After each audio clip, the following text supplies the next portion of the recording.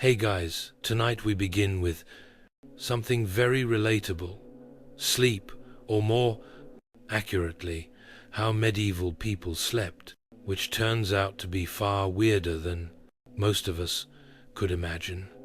So before you get comfortable, take a moment to like the video and subscribe, but only if you genuinely enjoy what I do here. And let me know in the comments where you're tuning in from and what time it is for you.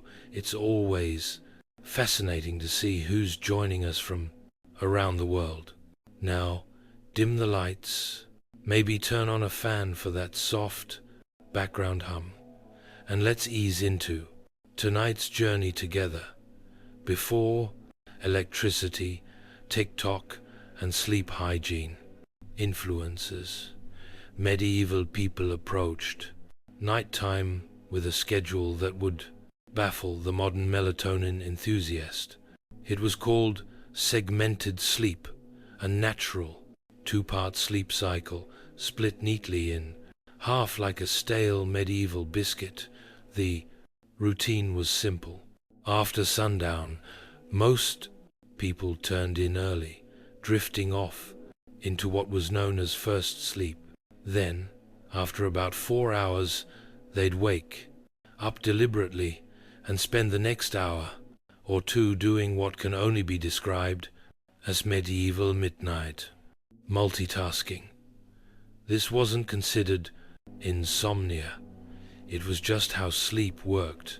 The watch period between the two sleeps was seen as practical, useful, and occasionally alarmingly social. People used this time to pray, read religious texts, tend fires, or check their livestock because nothing ruins your ram cycle like wondering if your goat is still in the yard.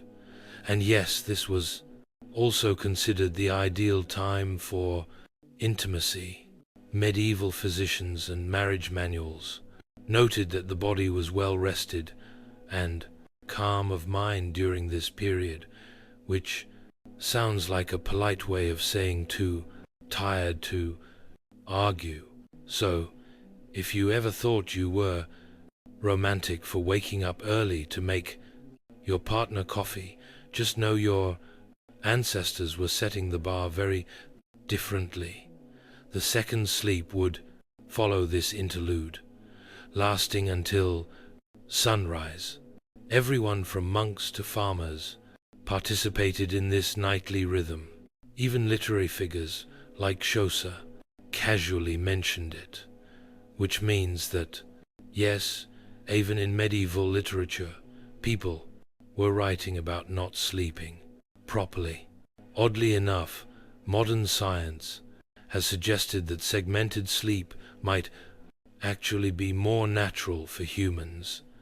The two-sleep cycle aligns with how our circadian rhythms work in the absence of artificial light. So, the next time you find yourself wide awake at 2 a.m., don't panic.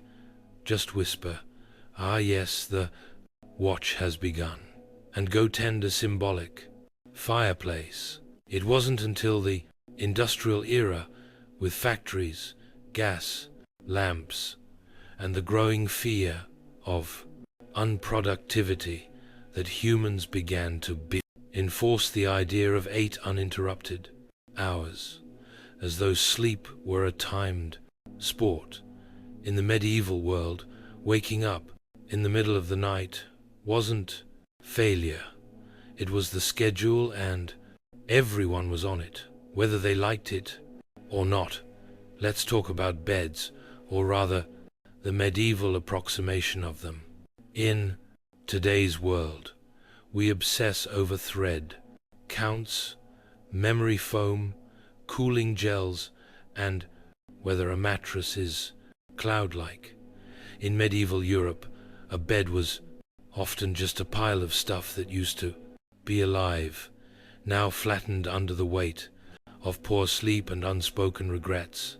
The typical peasant bed consisted of a straw mattress known as a pallet, This was literally straw or hay stuffed into a sack of rough fabric, if they had the luxury of a sack. If not, it was just straw on the floor, possibly damp, possibly already claimed by a cat. These pallets were not comfortable, but they were better than nothing. Which was the alternative? Straw was cheap, plentiful, and good at insulating against the cold. It was also great at harboring insects, lice, and the bud.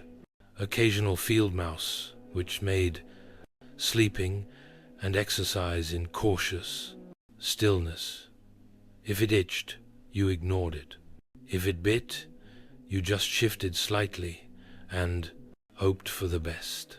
If a family had a bit more money, or at least a functional back, they might elevate the straw mattress onto a wooden frame. This didn't change the sleep experience dramatically, but it did reduce the chances of waking up with beetles in your ear slightly. Linens were a rare treat. Most people slept in the clothes they wore all day. Pajamas weren't really a thing, and neither was personal space.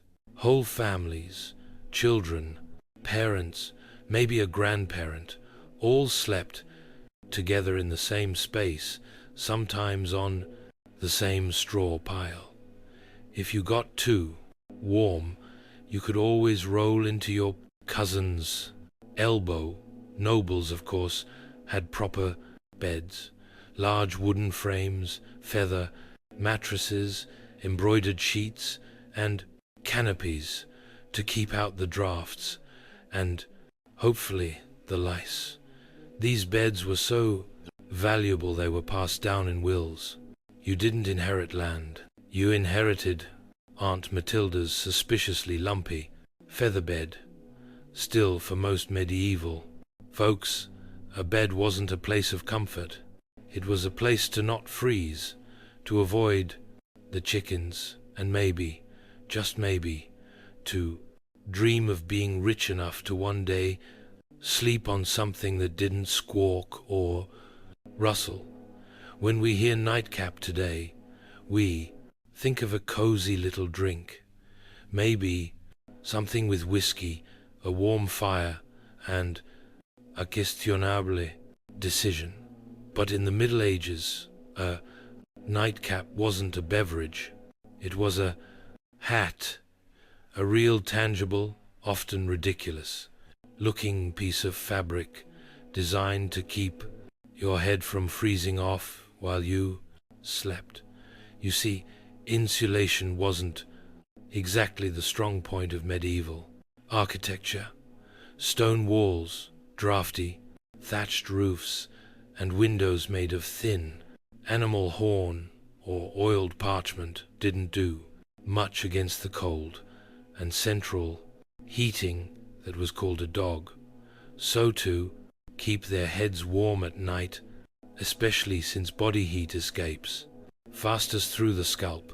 Medieval people adopted the humble nightcap. These hats came in all shapes and sizes, but the most iconic version was long and pointed, like something you'd expect on a wizard who moonlights as a chimney sweep.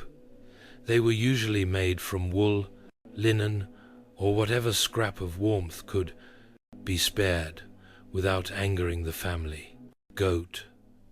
For men, it was a practical accessory.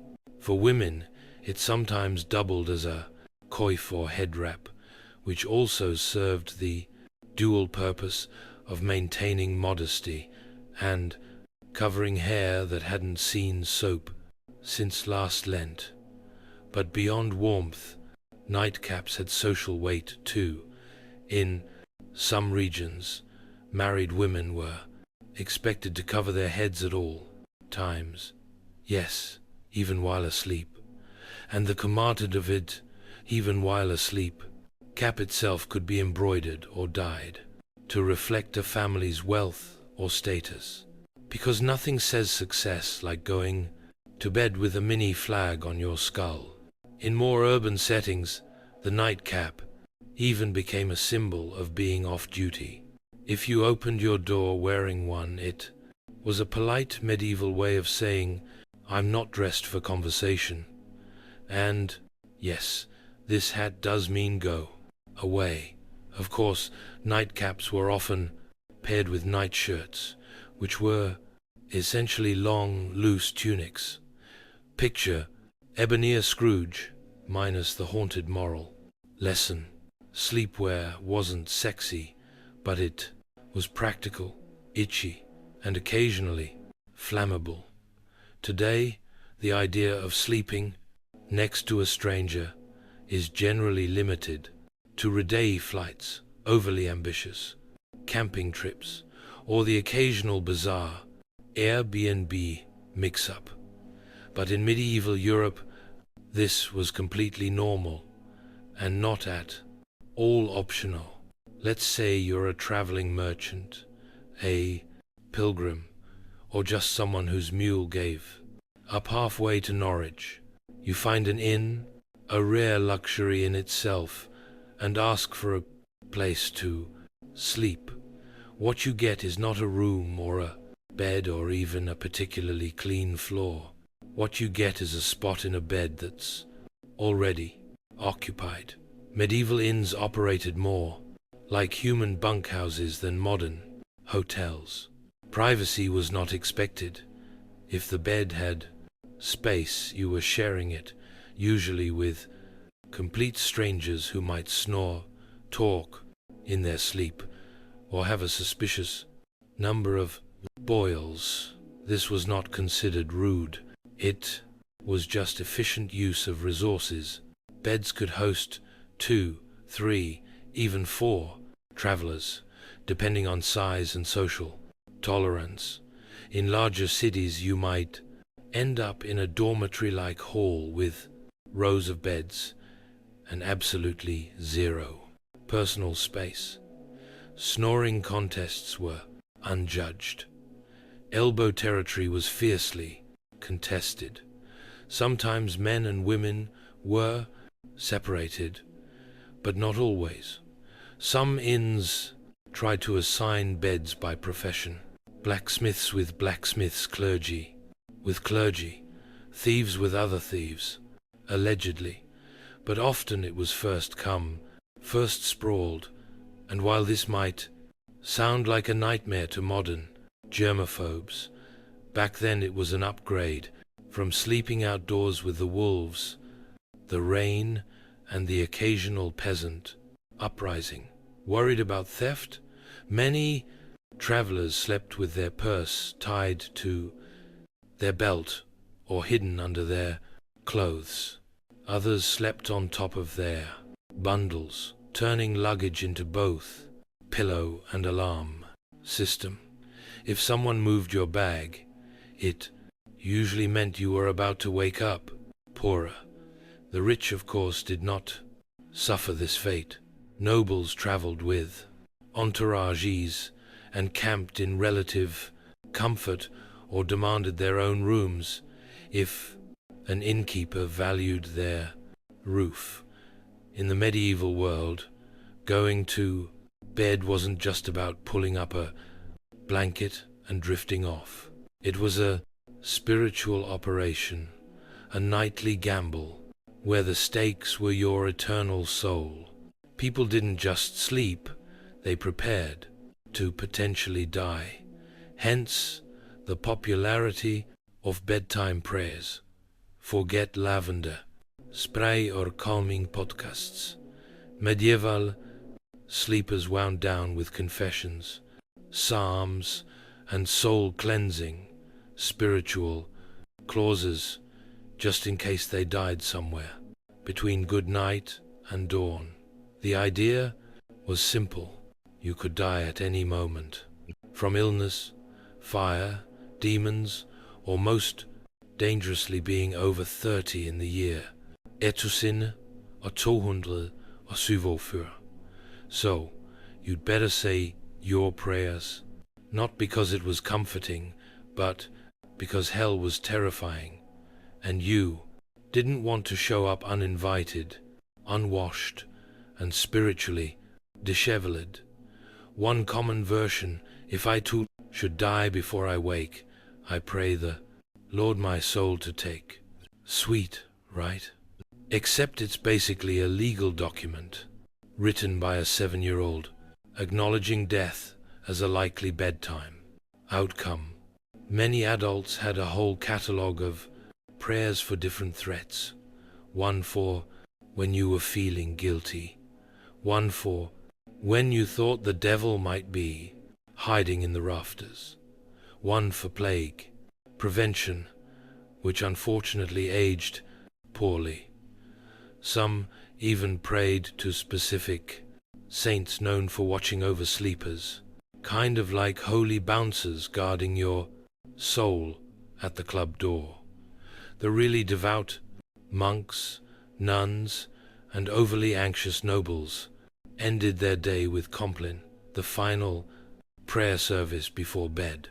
After Compline, they took a vow of silence, which wasn't hard because everyone was already exhausted, underfed, and mildly afraid of the dark.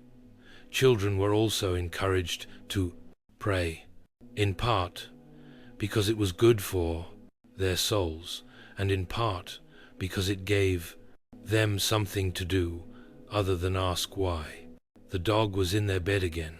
Parents reminded them that angels were watching, which sounds adorable until you realize it was less guardian angel and more celestial surveillance system.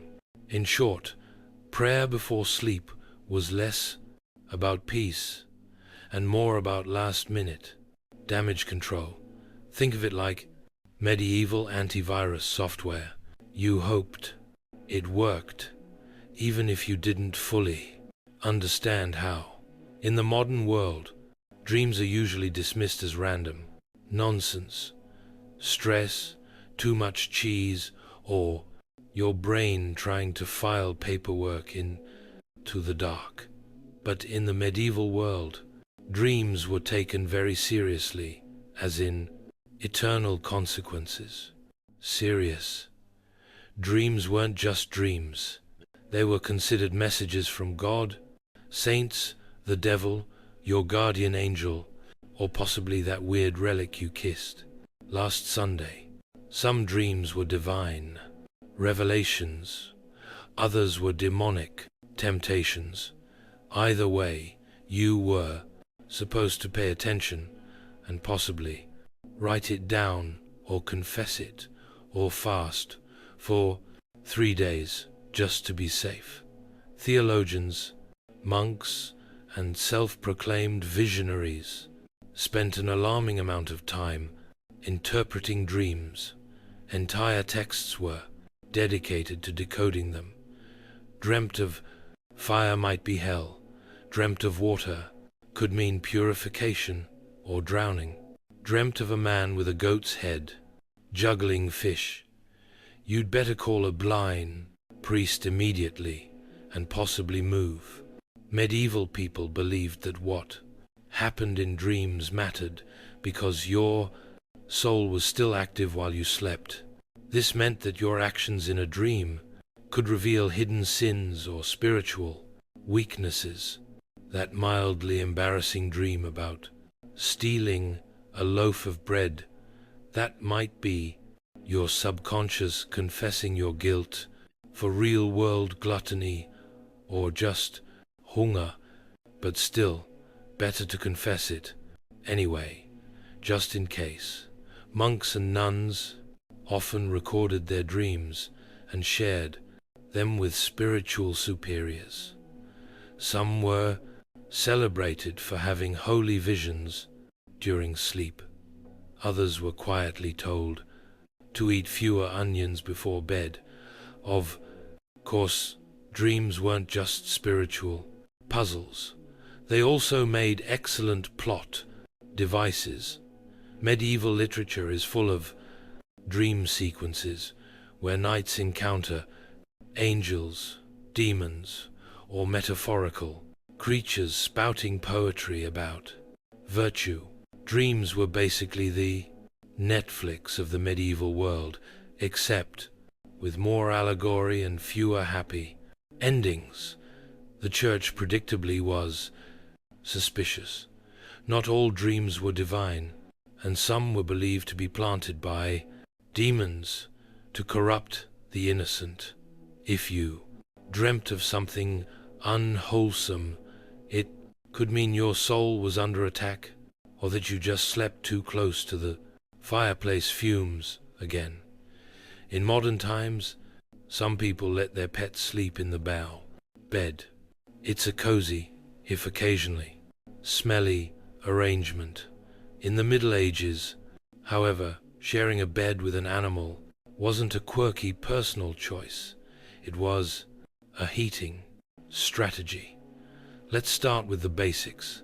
Medieval homes weren't exactly built for comfort. Stone walls, no insulation, drafts so aggressive they probably had names. Central heating that was called the family pig.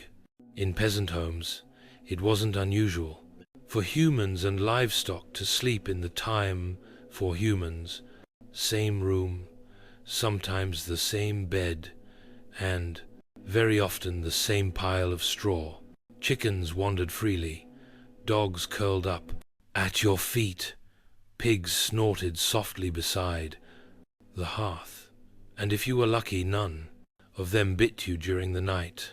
This wasn't about affection, though medieval people certainly appreciated their animals. It was about survival. Animals generated body heat. They were warm, dependable, and unlike some relatives, didn't hog the blanket. A large dog could keep your toes from freezing. A cow in the corner might raise the room temperature by a degree or two, which in January felt like a miracle. Medieval homes, especially those of the lower classes, often had just one room for everything: cooking, eating, sleeping, occasionally dying. Everyone, humans and animals alike, made do with the same space. Children might be nestled between parents and a goat. A chicken might serve as an impromptu alarm clock. Hygiene. Let's not ask too many questions. For wealthier families, this wasn't as common. Nobles didn't usually sleep next to livestock, though they might still have lapdogs in bed, not for heat, but for fashion and flea. Redistribution. Some castles even had separate sleeping areas for favorite animals, because nothing says power like a dog with its own room and title. There were drawbacks, of course. Animals can be loud, they can wander, and they are not, historically speaking, known for respecting personal space. But medieval people adapted. A hoof in the face at 3 a.m. just part of the bedtime routine. If you've ever had to share a room at a youth hostel and thought, this is a bit much, allow us to introduce the medieval monastic dormitory, a place where comfort went to die quietly under a vow of silence. Monasteries didn't believe in personal space or softness or fun. Really, the typical dormitory housed dozens of monks, all sleeping in a single large room, usually arranged in neat rows like morally upright sardines, beds, if you could call them that, were often wooden planks, sometimes with a straw mattress if the abbot was feeling generous or it was a feast day. You slept fully clothed, not out of modesty, but because getting dressed in the dark at 2 a.m. for prayers was more painful than just going to bed already prepared. The monastic uniform, including robe, belt, and Sandals doubled as spiritual armor, and poor insulation. If you got cold, you layered up. If you got hot, well, no, you didn't. There were no pillows, no privacy curtains, and absolutely no talking. Silence was enforced, not suggested, under the rule of Saint Benedict. If you rolled over and groaned too loudly, you might find yourself on chamber pot duty for a week. Snoring, however, was a gray area. You couldn't control it, but if it became disruptive, the Lord might still hold you accountable, or at least your cellmates would. Lighting was minimal. One candle, maybe. You didn't need to see, you just needed to lie still and not sin. That was the goal. Despite the austerity, monks believed their Spartan beds were training for the afterlife, preparation for the soul's journey by denying the flesh any excess. Sleep was not a pleasure. It was a necessity monitored and scheduled like everything else. Some monks even slept sitting up just to avoid any hint of luxury or dreams or circulation. Compared to this, peasant straw piles and snoring pigs almost seem luxurious. At least the pig didn't judge you. Let's talk about something that would horrify most modern sleepers: waking up voluntarily at 2 a.m. and not for a bathroom break or a doom scroll, but for prayer. Loud, cold, candle-lit prayer. In medieval monasteries, this was standard practice. Monks and nuns followed a rigid daily schedule based on the canonical hours, which included matins, the first service of the day. And by day we mean the darkest part of the night, when even the owls were still, deciding whether to wake up.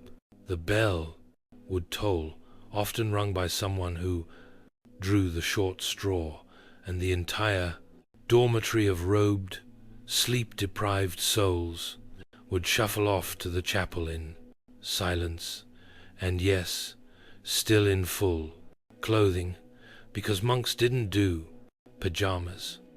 The only layering system they believed in was spiritual. Inside the chapel, by flickering candlelight and under the echo of stone vaults, they would chant psalms, recite scriptures, and try their best not to fall asleep on their feet, which incidentally was a real issue. There are records of monks being punished for dozing mid-prayer, usually with extra chores or more prayers.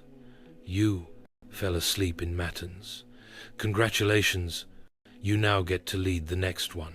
Matins could last an hour or more. Some particularly enthusiastic orders stretched it to 2.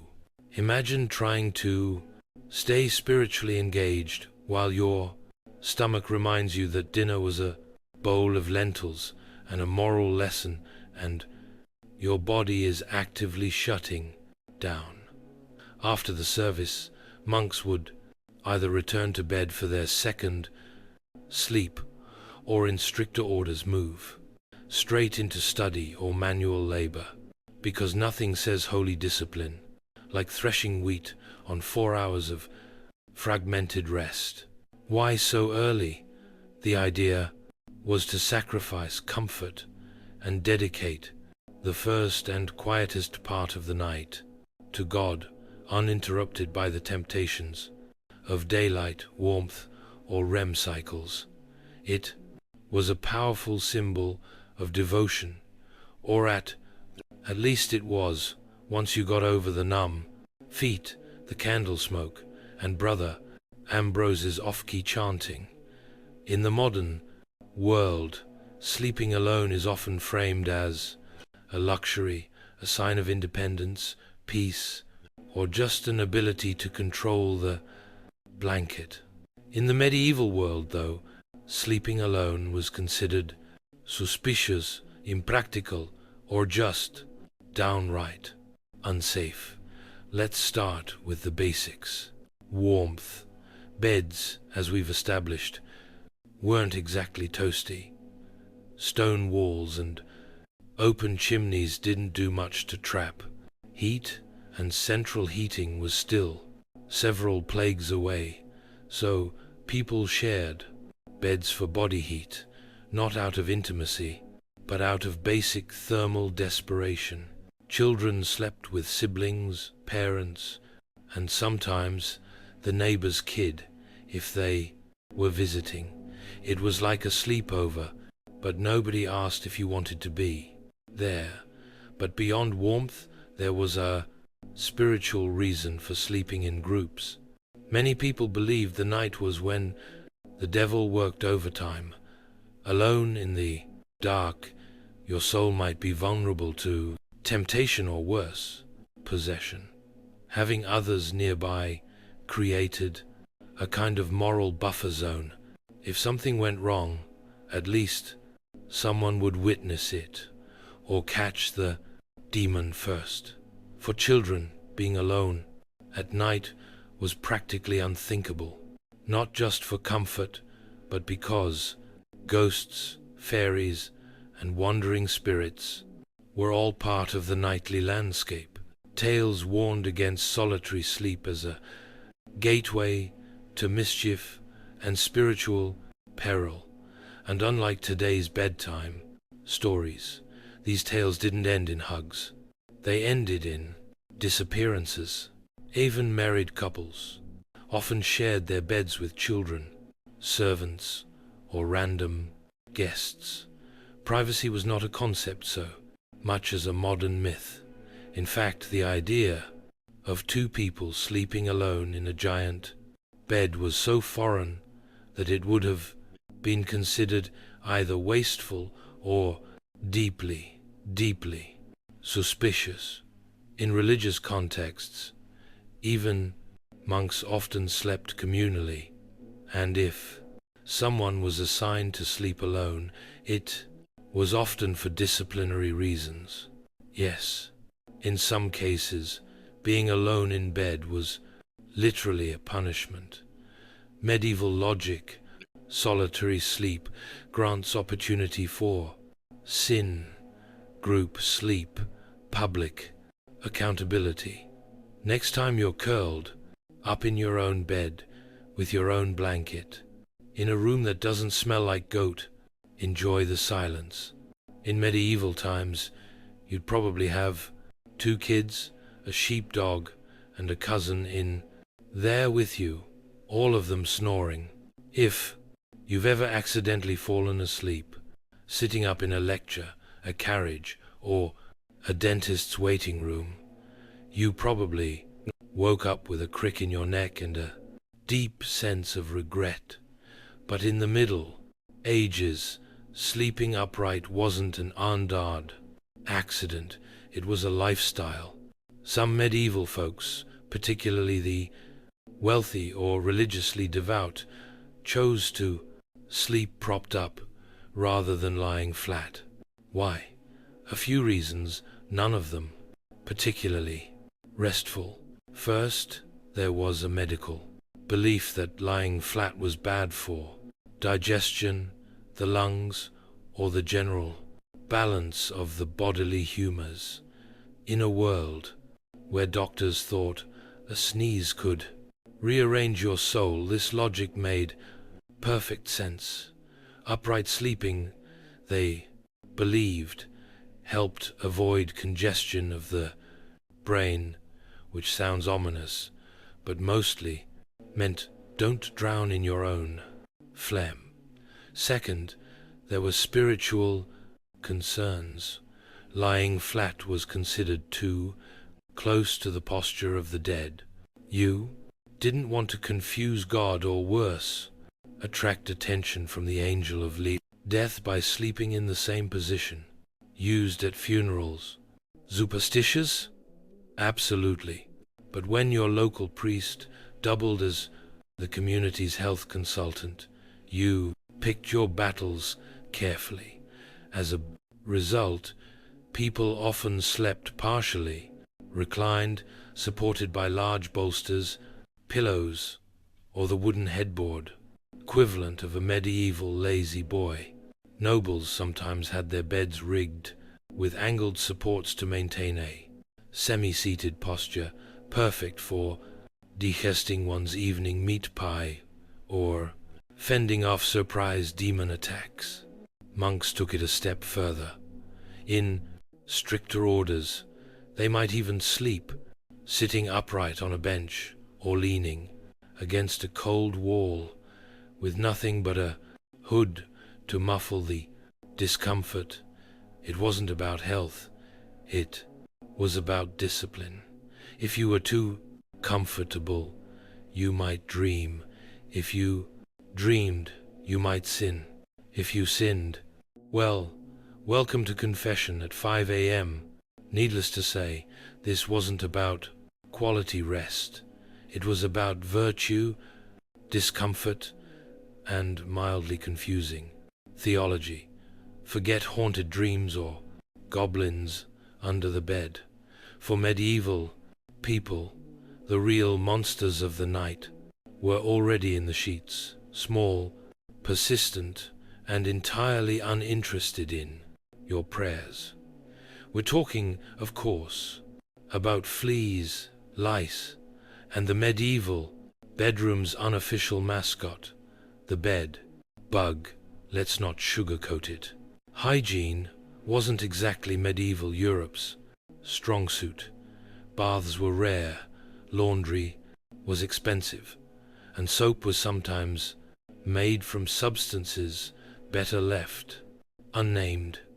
Add that to straw-filled mattresses, shared bedding, and the occasional live chicken underfoot, and you've got the perfect environment for an all-you-can-eat pest buffet. Fleas and lice were so common they were practically roommates. Peasants dealt with them daily. Nobles, despite their satin sheets and feather beds, were not exempt. In fact, some richer households had dedicated nitpickers, actual servants tasked with removing lice from their employer's hair and clothing. Imagine that as your job title, master of the royal scalp. Bedbugs, meanwhile, were the crews, silent assassins of medieval sleep. They hid in wooden bed frames, mattress, seams, and even the cracks in stone walls, emerging at night to feast like tiny vampires. If you ever wondered why medieval people wore nightcaps and slept fully clothed, it wasn't always about warmth. Sometimes it was pest defense, armor. Solutions ranged from mildly effective to impressively deranged. Some households burned strong-smelling herbs, like wormwood or tansy, to repel bugs. Others slept with garlic, onions, or even ashes in the bed, which may have done little for the pests, but certainly kept romance to a minimum. It wasn't just physical discomfort, either.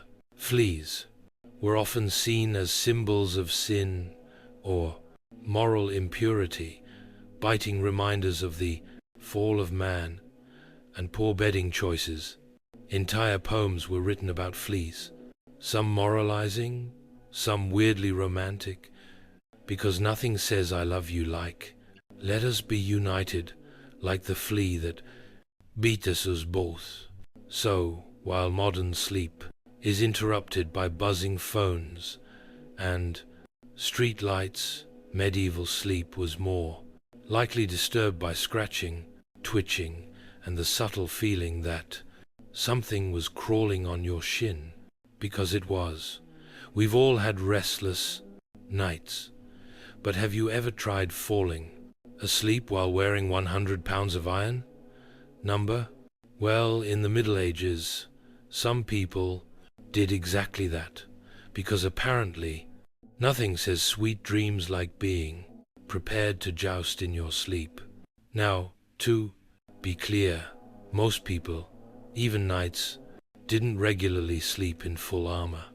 It was hot, heavy, and loud. Trying to roll over in a suit of chainmail is a bit like trying to nap inside a bag of cutlery. But during wartime or in hostile territory, sleeping partially armored was considered the safer choice. Comfort, optional, survival, highly recommended. A knight on campaign might remove only his helmet and gauntlets, keeping his mail shirt or breastplate on, just in case enemies decided to stage a midnight surprise party.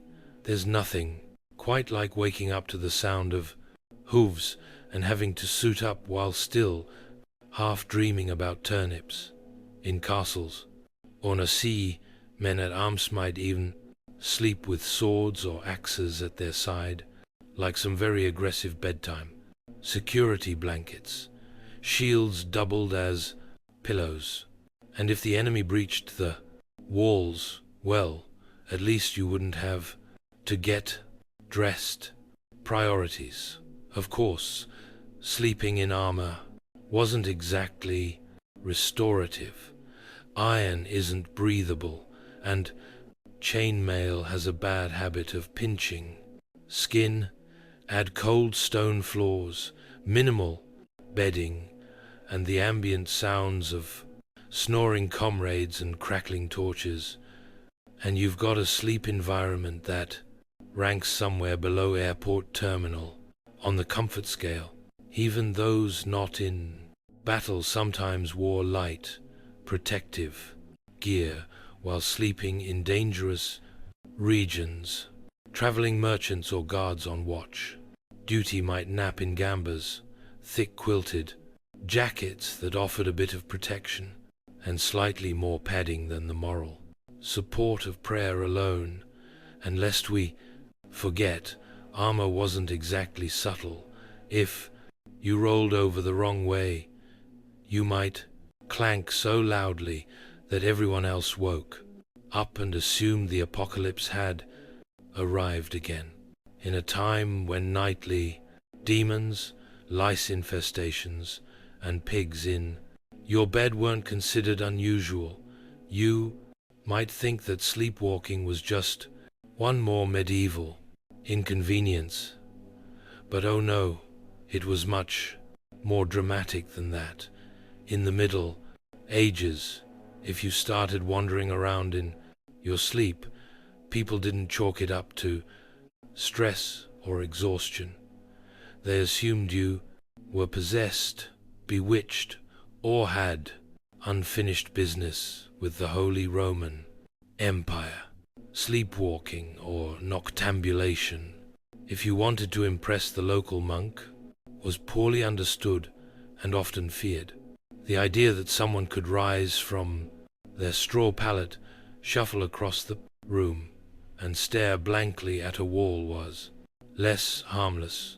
Parasomnia and more devil's rehearsal dinner accounts from the time suggest that people were genuinely spooked by sleepwalkers.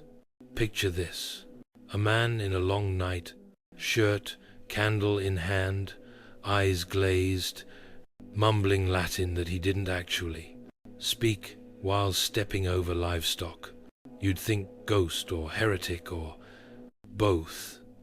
And depending on your local priest, an exorcism might be scheduled before breakfast.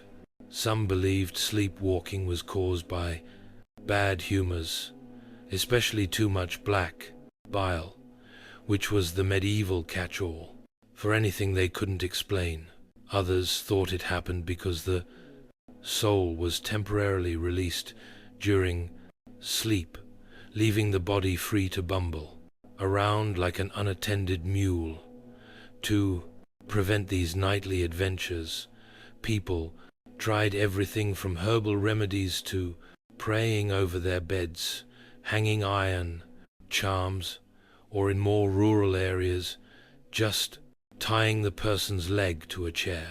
If that sounds extreme, consider that some medieval homes had open hearths, knives everywhere, and chamber pots just waiting to be tragically overturned. In one curious twist, there were rumors of people climbing onto rooftops in their sleep. Whether or not these accounts were exaggerated, the fear of leaping dreamers led to barred windows and occasional theological debates about whether a person could sin while unconscious. Thankfully, most sleepwalkers just paced, muttered, or attempted to open imaginary doors.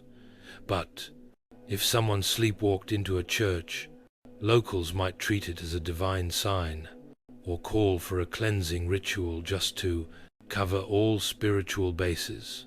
If medieval life taught people anything, it was how to sleep through chaos.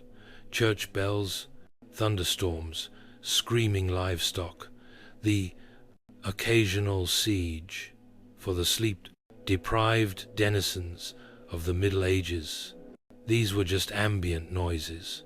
The medieval version of white noise. Let's start with the bells. Church bells marked every sacred moment of the day. Sunrise, prayer, times, meals, and of course, the ungodly hour of matins at 2 or 3 a.m. If you lived anywhere near a monastery, your dreams were probably soundtracked by regular tolling. At some point, the brain just accepted it.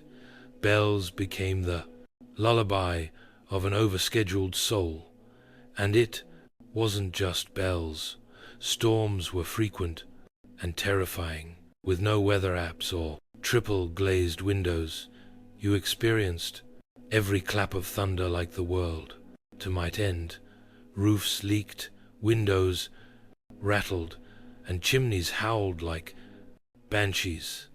Still, people slept. They had to. Work didn't stop for insomnia. Neither did plowing, praying, or running from Vikings. Speaking of which, invasions and apocalyptic events weren't always a deal-breaker for bedtime either. In the 14th century, people continued to sleep somehow through famine, war, and even the Black Death. When death carts rolled by in the morning it was considered more of a grim wake-up call than a cause for panic. And if you didn't wake up, well, some believed that was a mercy. There are even records of people sleeping through earthquakes, barn fires, and angry mobs. Sleep deprivation was common, and bodies adjusted. If you worked from sun up to sundown, ate barely enough to survive, and spent your day dodging mud, taxes, and spiritual damnation, you were going to fall asleep hard. And then there were those who used sleep as a kind of escape hatch. Faced with illness, grief, or fear of the world literally ending, which was forecast roughly every century, some people just curled up under a cloak, mumbled a prayer, and took a nap. There's a strange kind of wisdom in that. In the winter of 1692, the village of Salem, Massachusetts was cloaked in more than just snow. It was cloaked in tension, suspicion, and a quiet kind of fear that seeped into the timber-framed homes and frozen fields. The people of Salem were Puritans, strict, devout, and deeply superstitious. They believed they were building a holy community in the Fey wilderness, a city on a hill watched by God and stalked by Satan. Life was already hard. The village had recently split from Salem town over politics and religion. Crops had failed. Smallpox had ravaged nearby communities. Wars with native tribes had left many traumatized. There was friction between neighbors, inheritance disputes, and a deep resentment toward outsiders or anyone who didn't quite fit in. Add to this the long, dark, bitter New England winter, and something was bound to break. That break came in the home of Reverend Samuel Parris, the village's minister. His 9-year-old daughter, Betty, and 11-year-old niece, Abigail Williams, began to behave strangely. They screamed uncontrollably. They threw things. They contorted their bodies in unnatural ways. At times they fell silent for hours, eyes wide with terror. Neighbors whispered that they were cursed. The girls claimed they were being pinched and bitten by invisible forces. Reverend Parris, unsure of what to do, called in a local doctor, William Griggs. After failing to find any physical cause, Griggs delivered the diagnosis that would plunge the village into chaos. Witchcraft. That single word set fire to the fears already simmering in Salem, in a place where witches were believed to be real dangerous servants of the devil. The idea was not far-fetched, and now, if the devil could worm his way into the minister's own household, what did that mean for the rest of the community? The girls, prodded by both adults and peers, began naming names. First, they accused women on the margins, social misfits and outcasts. But soon the accusations would reach the respectable, the wealthy, even the pious. Salem was a small village, but what was about to happen would echo far beyond its borders. What began as whispers in the dark would soon become cries from the gallows and a legacy of paranoia that still haunts America's history books. Once the idea of witchcraft took root in Salem, it spread like ivy, quiet at first, then strangling everything it touched. The afflicted girls, Betty, Paris, Abigail Williams, and soon others, like Ann Putnam Jr. and Mercy Lewis, seemed to grow bolder with each passing day. They convulsed in court, screamed during prayers, and claimed they could see dark spirits hovering over certain villages. It wasn't just childhood imagination. It was theatrical, public, and most disturbingly believed. The first to be accused were those with the least protection, women who already lived on the edges of society. Sarah Good, a homeless beggar, was known for muttering to herself when turned away from doorsteps. People claimed her mumbling was a curse. She smoked a pipe. She snapped at children.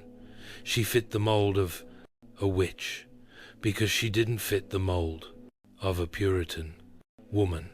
Sarah Osborne hadn't attended church in over a year and had scandalized the community by marrying her indentured servant after her first husband died. A woman who defied convention, clearly suspect. Tituba, the enslaved woman in Reverend Parris's household, was the most exotic of all, originating from Barbados. Her storytelling, accent, and folklore frightened the villagers under pressure, possibly even physical beatings. Tatuba confessed to witchcraft. But instead of clearing the air, her confession blew it wide open. She told a story of a tall man in black, a figure associated with the devil, who asked her to sign a book. She said she saw strange animals, yellow birds, red cats, and even spectral dogs. But most damning of all, she claimed there were other witches in Salem. That was all the court needed to hear. Once Tatuba opened the door, others rushed through it. New names were added weekly. Neighbors turned on neighbors. Old grudges were disguised as righteous. Accusations, property disputes turned into spectral assaults. If someone's cow died suddenly, it must have been witchcraft. If a baby cried during a prayer, surely that was the devil's doing. The fear became so infectious that not even the innocent dared to speak out. To defend an accused witch was to invite suspicion upon yourself. Silence was safety. And so the web of accusations widened, trapping the village in its sticky, unseen threads. Logic was fading. Hysteria was now in control. As accusations mounted and the village reached a fever pitch, the colonial government stepped in. Governor William Phipps, recently appointed and eager to maintain order, established a special court to deal with the chaos. It was called the Court of Oya and Terminina, from the French, meaning to hear and determine. But what it really became was a factory for fear-driven justice. The court convened in Salem town in June of 1692, and it was no ordinary tribunal. Its rules were warped by panic.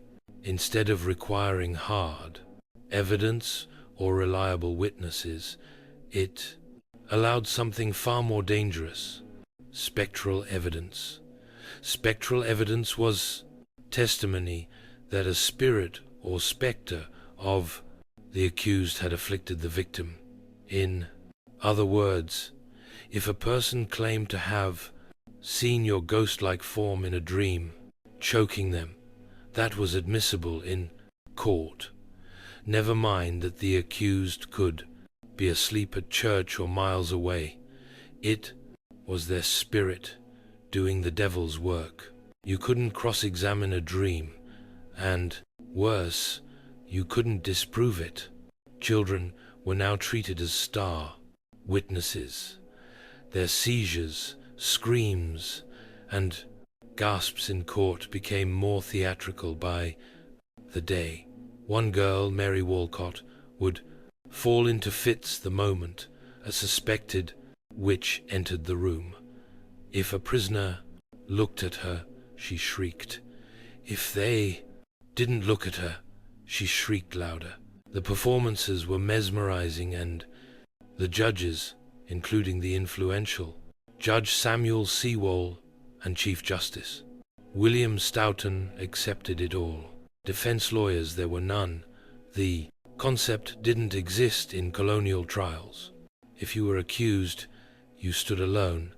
If you denied the charges, the afflicted girls writhed in agony. If you confessed, you might be spared death, but only if you named others. The system rewarded lies and punished silence. Worse still, the trials became public spectacles. People traveled from nearby towns to witness them. The accused were paraded into court in shackles, often bewildered, often poor, and almost always powerless. And yet, not everyone believed. Some townsfolk whispered that the girls were faking. Others questioned why only certain types of people were being accused, but few spoke openly. Questioning the court meant questioning the will of God. In Salem, reason had stepped aside, and the law had become a mirror reflecting fear, not justice. On the 10th of June, 1692, the gallows in Salem claimed its first victim, Bridget Bishop. She was not new to scandal. Her reputation made her an easy target. She wore bright red clothing, ran a tavern, and had been accused of witchcraft years earlier. During her trial, neighbors testified that her spirit pinched them in the night, that their babies died after she passed by, and that she kept enchanted dolls. She denied everything. Still, the court found her guilty. She was led to Gallows Hill, a barren, windswept patch of earth just outside Salem. No prayer, no mercy. The rope was pulled. The crowd watched, and with that single execution, the machinery of death began to churn. The hangings that followed came quickly. On the 19th of July, 5 more women were executed. Sarah Good, Susanna Martin, Rebecca Nurse, Elizabeth Howe, and Sarah Wilds. Some had good standing in the church. Rebecca Nurse, in particular, was a shocking case. An elderly, pious woman beloved in the community. Even the jury initially found her not guilty. But under pressure from the court and the afflicted girls, the verdict was reversed. Nurse's final words were whispered through the air like a warning. I am as innocent as the child, unborn. But it didn't matter. The noose did not discriminate. In August, more executions followed. On the 22nd of September, the deadliest day, 8 people were hanged in a single morning. Among them was Martha Corey, a woman who had doubted the trials early on, and her husband, Giles Corey, who met a different fate. Giles refused to enter a plea. The court, unable to proceed with a trial without one, resorted to an ancient English punishment, peine forte à deux. He was pressed to death. Stones were piled on his chest slowly, grew over 3 days. His final words, as legend has it, were more weight.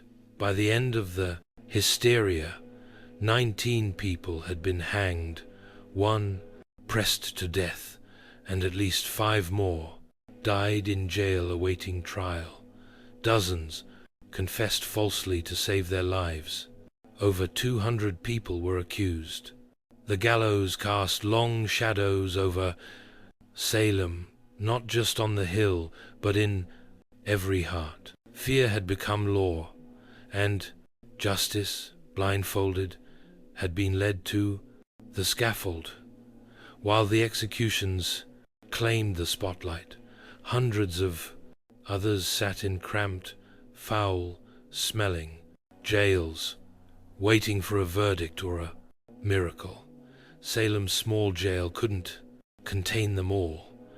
Accused witches were held in neighboring towns like Ipswich and Boston, chained to walls, starving, freezing, and forgotten. Most of the accused weren't witches or even outcasts. They were neighbors, friends, parents, children, people whose only crime was having a quarrel with the wrong person or owning land someone else wanted. In many cases, personal grudges disguised as divine justice drove the accusations. A pig wandered into a neighbor's yard and died, Must be witchcraft. Someone refused to help with firewood. Clearly they'd cursed the axe. Mary East, sister of the executed Rebecca Nurse, was one such case. She was a respected mother of 7 known for her piety. Initially released by the court, she was rearrested days later after new fits from the afflicted girls. Her second arrest sealed her fate. In a final petition to the judges, Mary begged them not for her own life, but that they put a stop to these proceedings before more innocent blood is shed. She was hanged soon after. Another notable case was Dorothy Good, the 4-year-old daughter of Sarah Good. After her mother's arrest, Dorothy was interrogated and under pressure confessed to being a witch. Her answers, gibberish and fear, were taken as truth. She was imprisoned for 8 months in chains. When finally released, she was mentally broken, never recovering from the trauma. Pregnant women were not spared.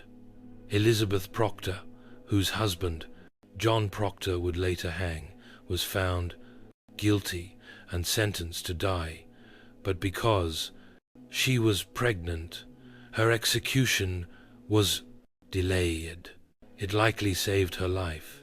She gave birth in jail and was eventually released. After the trials ended, accusations snowballed.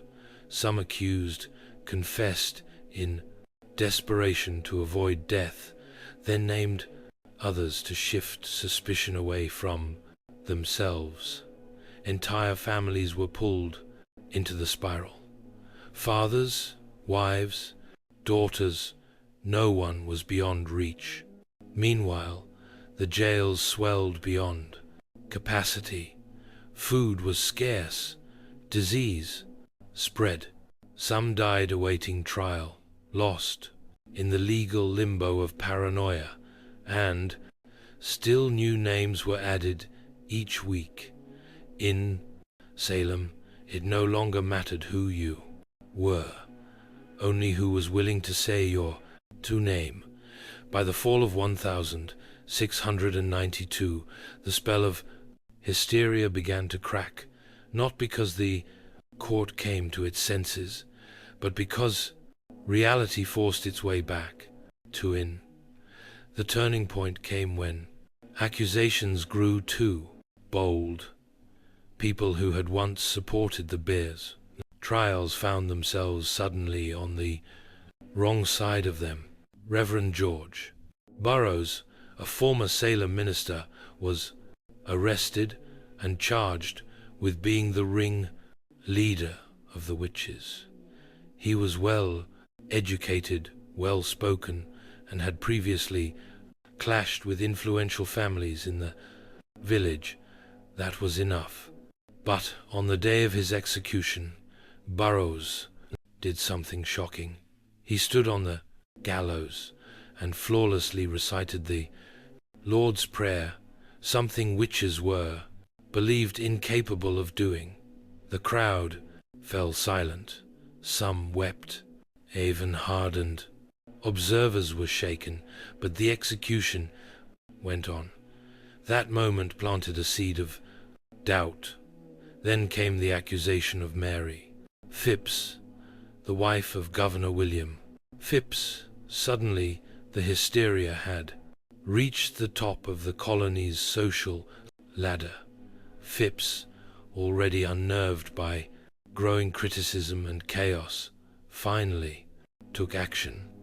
In October 1692, he dissolved the court of Oyer and Terminina, halting all pending executions and trials. Public sentiment had shifted. Ministers, once silent or complicit, began to speak out. Increus Mather, one of the colony's most respected theologians, denounced the use of spectral evidence It were better, he said, that 10 suspected witches should escape than one innocent person should be condemned. A radical thought in a society that had for months believed exactly the opposite. People who had once cheered the trials began to question them. The jails were still full, but the appetite for more blood had dulled. Too many respected figures were being accused. Too many innocent people had been buried. The villagers had begun to see that this wasn't divine justice, it was madness. Confessions dried up. Some accusers backtracked. Others disappeared from public view. And those who had previously shouted the loudest now lowered their eyes. The fear hadn't disappeared, but it had exhausted itself. The public wanted stability. The officials wanted to save face, and Salem, bruised and ashamed, was finally ready to wake from its nightmare. The storm was breaking, but the damage, it had already been done. By late 1692, the judicial system that had fueled the hysteria began to collapse under the weight of its own absurdity. With the court of Oya and Terminina disbanded in October, a new, more cautious court, the Superior Court of Judicature, was formed.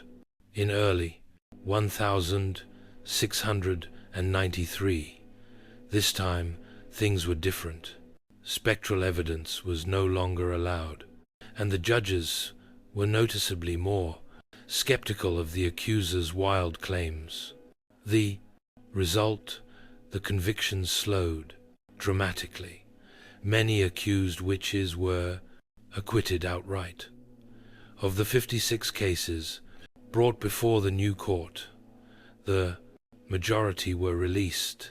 Even those who had already confessed began to recant their testimonies, admitting that fear, torture, or pressure had forced them to lie.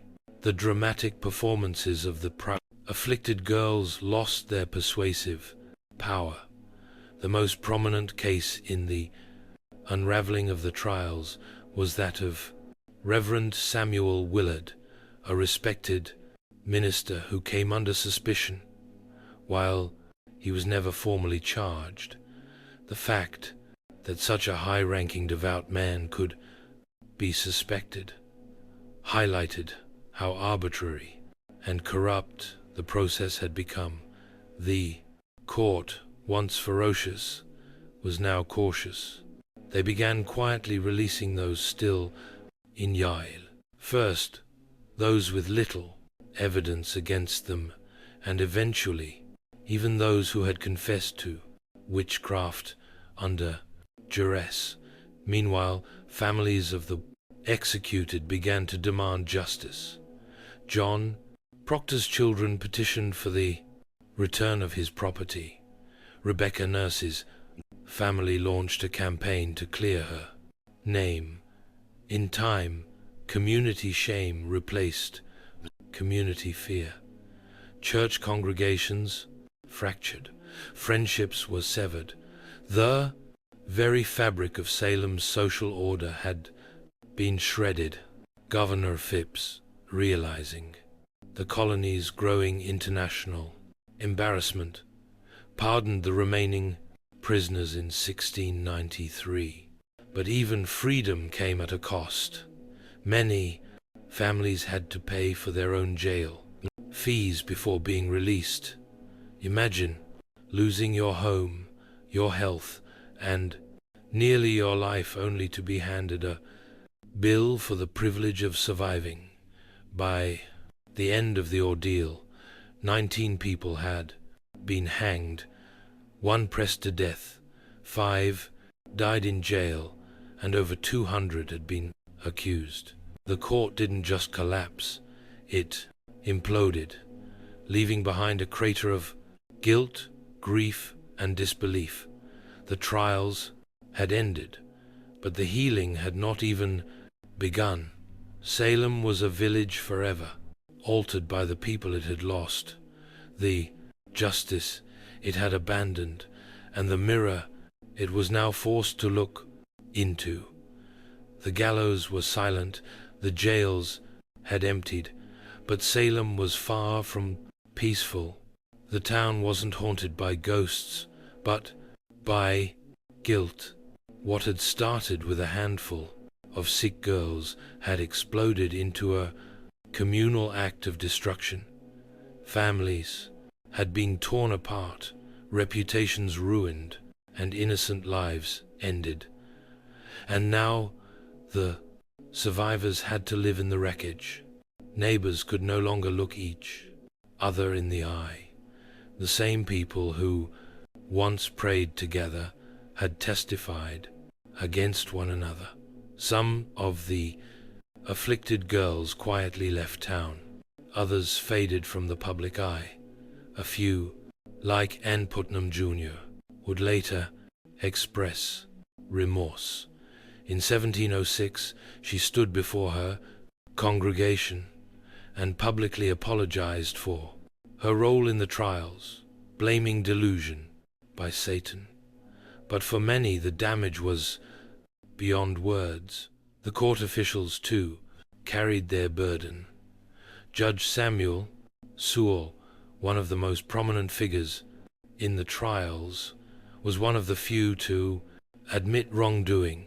In a remarkable act of public penance, he stood during a church service in 1697 while a minister read out his confession and prayer for forgiveness.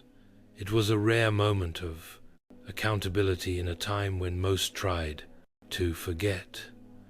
But forgetting wasn't easy. The families of the condemned began demanding compensation. Over the years, petitions flooded the Massachusetts government, asking for official pardons, for returned property, for public acknowledgement that the executed were innocent. Slowly, the government responded. In 1711, the colony passed a bill restoring the rights and good names of some of the victims and offered limited financial restitution to their heirs. But even that wasn't comprehensive. Some families, like the Coreys and the Proctors, were left out entirely.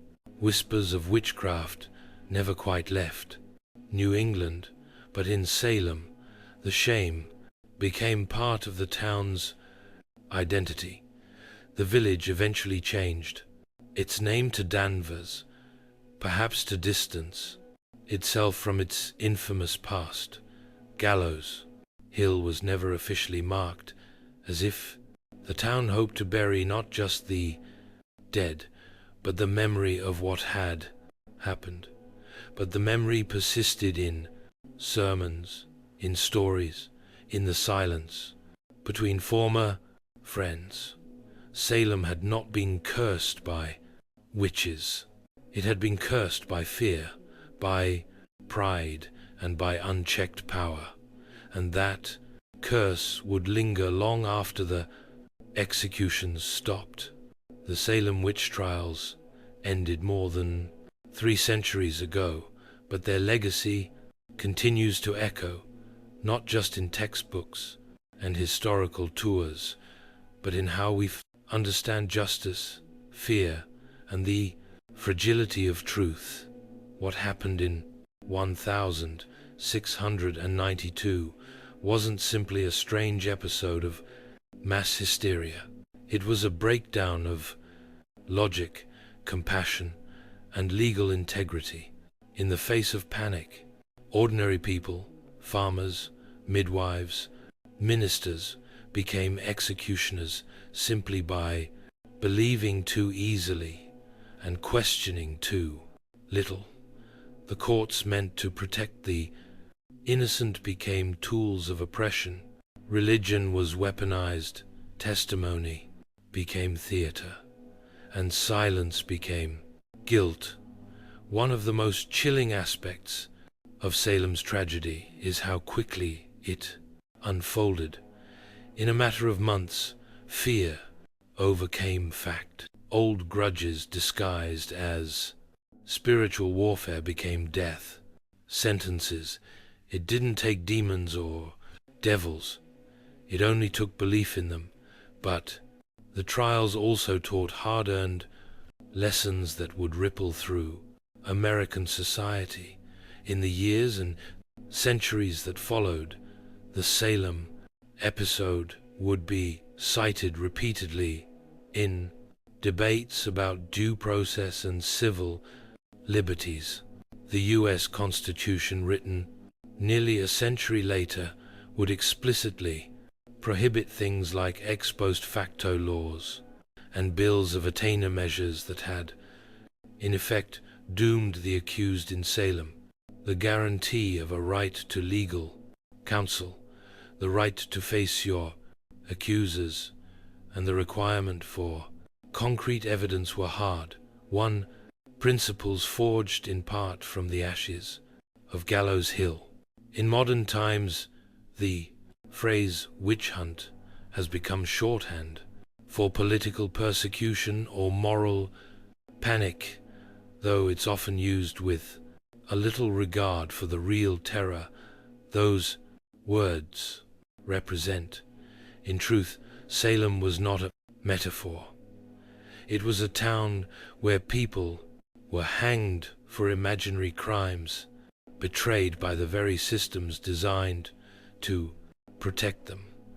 Perhaps the most lasting lesson is this: fear unchecked can become its own form of tyranny, and when fear is legitimized by power, by courts, by churches, by governments, it becomes almost unstoppable.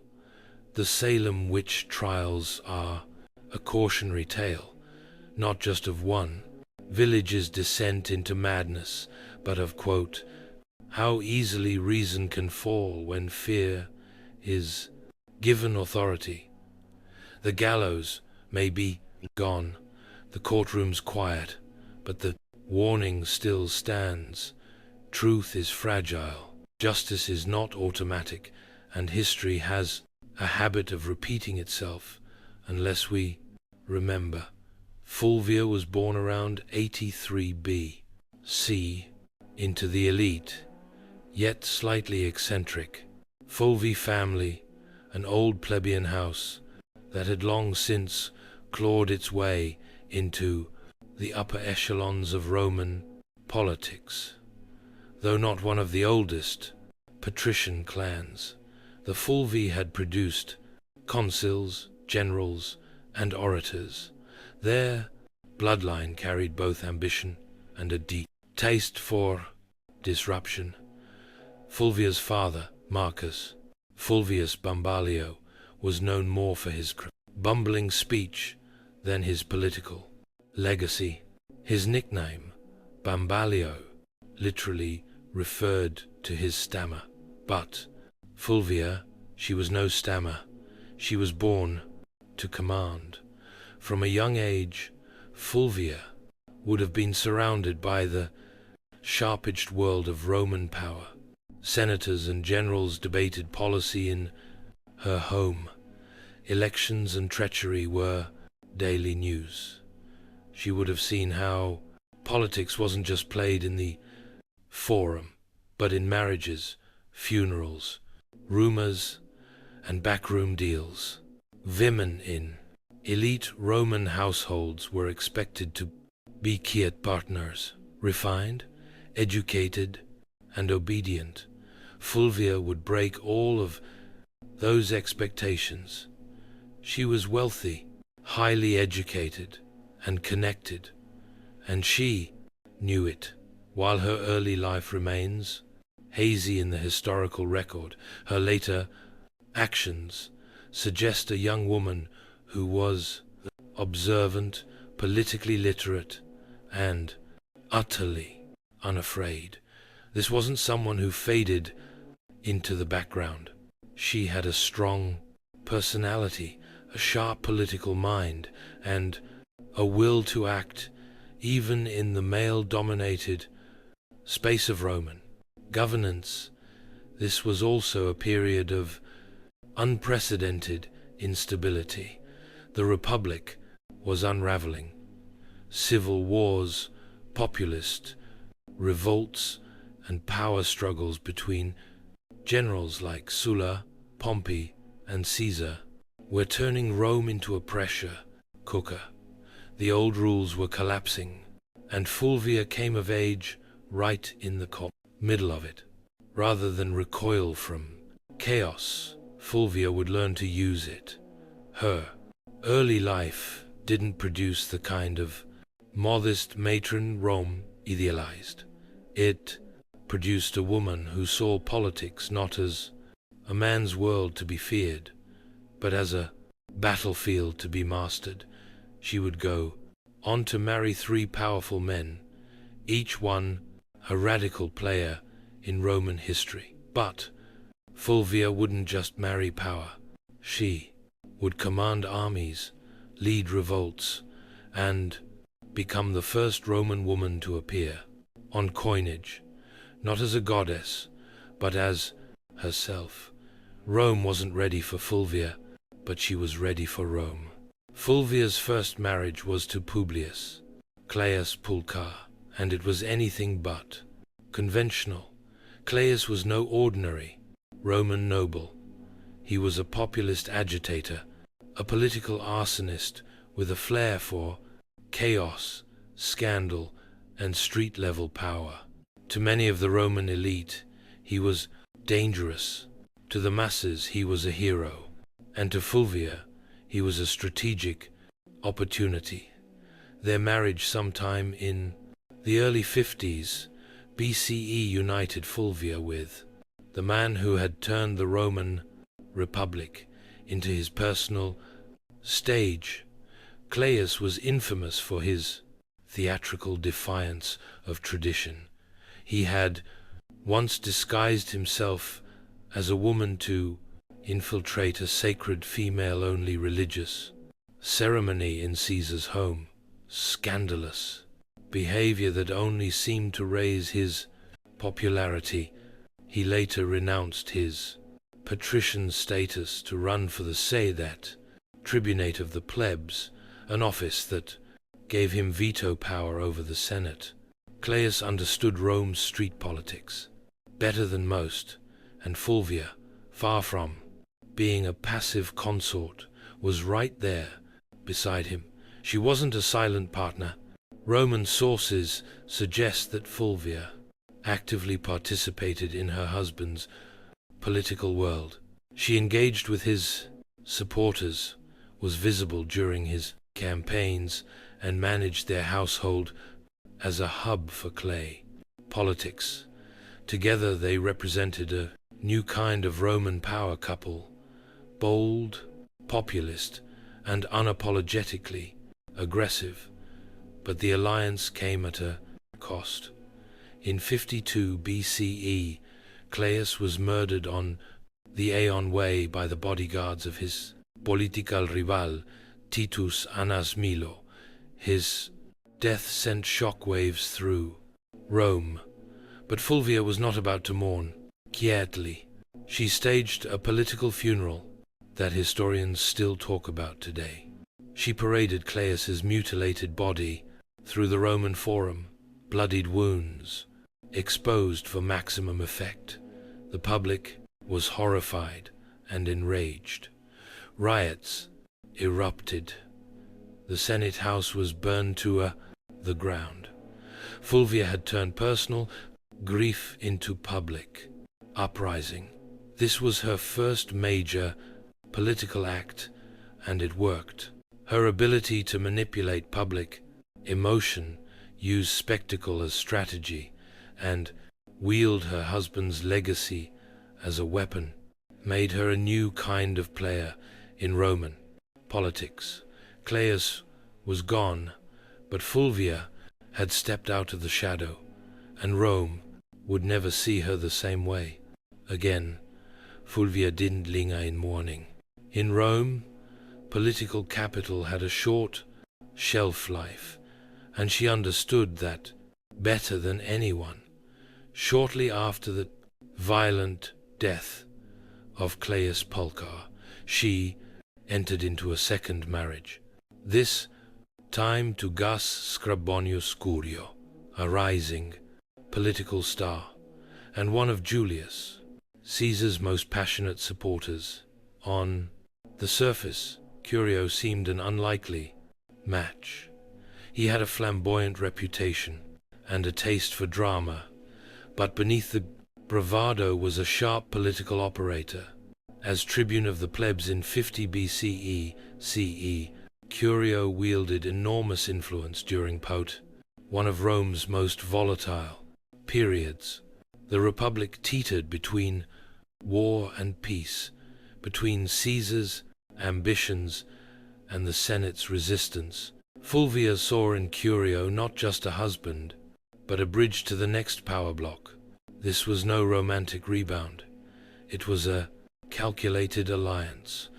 With Caius gone, Fulvia needed a new political anchor, someone who could carry forward the populist legacy her first husband had built, and someone who had Caesar's backing. Curio fit both bills. Through him, Fulvia remained tightly embedded in the shifting power dynamics of Rome. She didn't just marry into the movement, she helped shape it. Fulvia ensured Caius's supporters stayed active, rebranding their cause under Curio's leadership and keeping the urban masses politically engaged. But the Roman world was collapsing fast. Tensions between Caesar and Pompey exploded into civil war. Curio threw himself into the fight, taking Caesar's side. Fulvia, as always, remained politically involved. She reportedly helped organize support and manage resources for her husband's campaign. In 49 B.C., Curio led a military expedition to Africa to secure Caesar's position, but it was a disaster. He was ambushed and killed by the forces of King Juba, the Numidia. His death was brutal, and his army annihilated. Once again Fulvia was widowed, and once again Rome waited to see if she would fade into the background. She didn't. Curio's death only solidified her status as a political widow with dangerous resilience. She had now lost two husbands to Rome's civil unrest, and both had died fighting for populist causes. But Fulvia was far from finished. Her most audacious partnership and her most dramatic chapter was still to come. Fulvia's third and most famous marriage was to Mark Antony, the ambitious general and loyal ally of Julius Caesar. Their union, forged sometime around 47 BCE, wasn't merely a romantic attachment. It was a merger of power. Fulvia had already proven herself as a master of Roman street politics. Antony, rising rapidly through the caste, military and political ranks, needed that kind of savvy support in Rome. Together, they formed one of the most politically potent couples of the late Republic. By the time of their marriage, Fulvia was no stranger to blood and betrayal. She had buried two husbands and outmaneuvered countless enemies. Antony was no stranger to scandal either. He drank, he gambled, and his personal life was notoriously chaotic. But with Fulvia, he had found someone who could do more than entertain him. She could defend his interests hold his alliances together and rally supporters when he was away on campaign. And Anthony, despite his brash exterior, understood her value. He allowed Fulvia to exercise authority that no Roman woman had publicly wielded before. She opened his correspondence. She issued orders in his absence. She sat in on meetings and influenced appointments. Roman sources, mostly hostile, depicted her as overbearing and power-hungry. But what disturbed them most wasn't her ambition. It was that she acted like a Roman man in a world that had no language for such a woman. After Caesar's assassination in 44 BCE, the Republic was plunged into chaos once more. Anthony rushed to secure his position as Caesar's political heir, but it was Fulvia who held Rome itself. While Antony formed the second triumvirate with Octavian and Lepidus, Fulvia acted as his representative in the capital, managing patronage networks, coordinating with street gangs, and ensuring Antony's supporters remained mobilized. She even helped arrange Antony's official reconciliation with Octavian by marrying her daughter Clio to him, an alliance that would later implode. In public, Fulvia appeared not just as Antony's wife, but as his proxy. Roman coins were minted, bearing both Antony's image and her name, an unprecedented acknowledgement of her status. She wasn't hidden in the shadows of power. She stood in its full glare. But power in Rome was always borrowed, and Fulvia was about to test the limits of how far a woman could go before Rome snapped back. While Mark Antony pursued military campaigns and political deals across the Roman world, it was Fulvia who controlled the streets of Rome. She wasn't just his wife, she was his regent in all but name. In a period where violence, bribery, and raw influence kept order, Fulvia proved she could play the game as well as, if not better than, any man in the Senate. Rome in the fast aftermath of Caesar's assassination was a battlefield without swords. Power had become a moving target. Fulvia understood this, and she anchored Antony's authority in the capital by becoming his political substitute. She directed allies, dealt with the urban plebs, negotiated with factions, and most daringly waged war with words and silver. She financed loyal troops, offered bribes to keep public order, and ensured that any legislation passed favored Antony's future. Some ancient sources, especially hostile ones like Ion and Dioasius, paint Fulvia as manipulative, shrewish, and even war-mongering. But beneath the misogynistic exaggeration lies a woman, actively doing politics in a world that had no protocol for a woman doing anything beyond weaving and mourning. Fulvia was building coalitions, backing military commanders, and even issuing decrees, functions normally reserved for senators and consuls. She also made public appearances and maintained strong relationships with veteran soldiers, a politically vital demographic in the power struggles of the late Republic. While Antony was campaigning in the East, Fulvia was often the face of his authority in Italy, meeting with centurions, influencing decisions about land distribution, and reminding the soldiers that their loyalty to Antony came with rewards. But this accumulation of power came at a cost.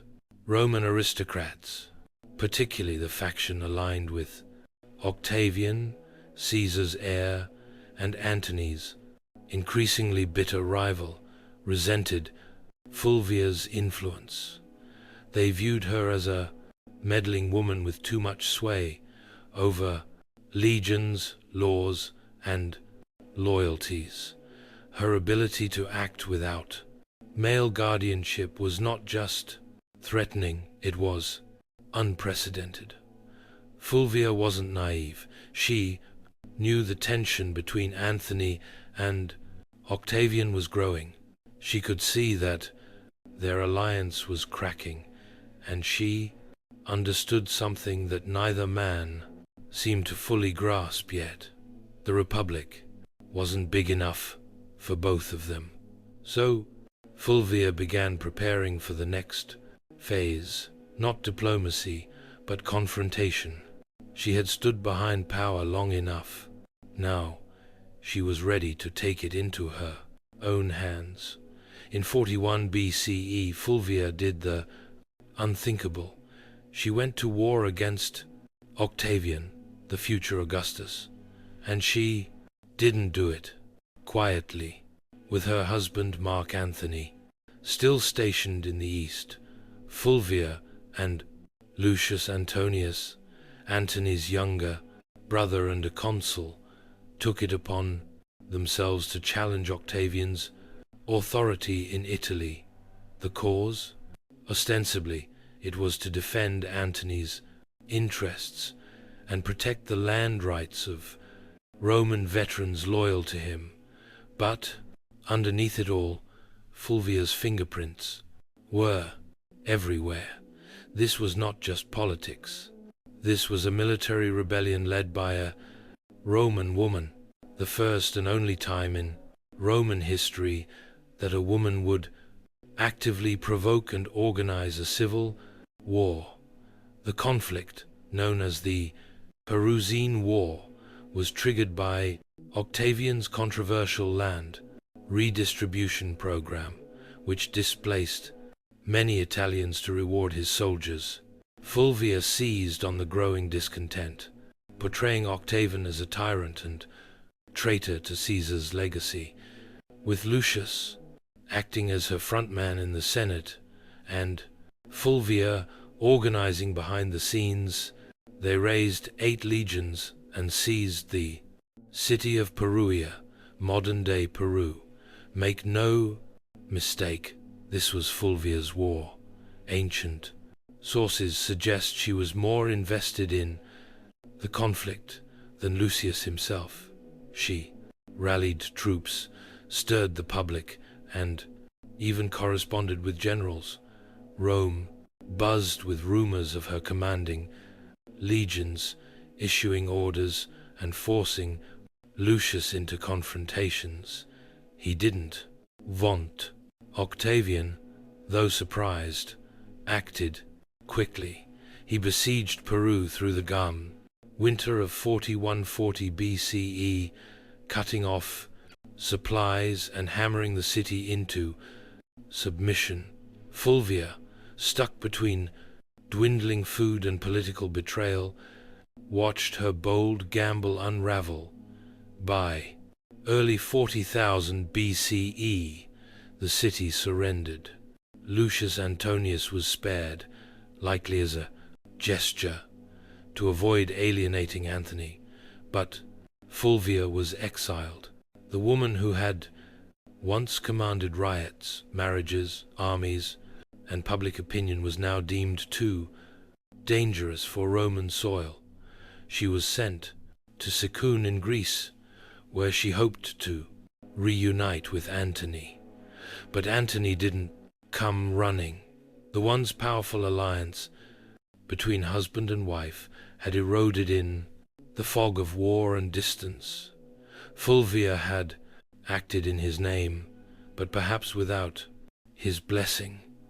She had dared to do what no Roman woman had before, wage a civil war, and now the Republic had made her pay the price. Banished from Rome, Fulvia landed in Sicyon, a city in Greece that had become a kind of diplomatic purgatory for failed power players. She had gone to war, not for personal gain, but in her husband's name.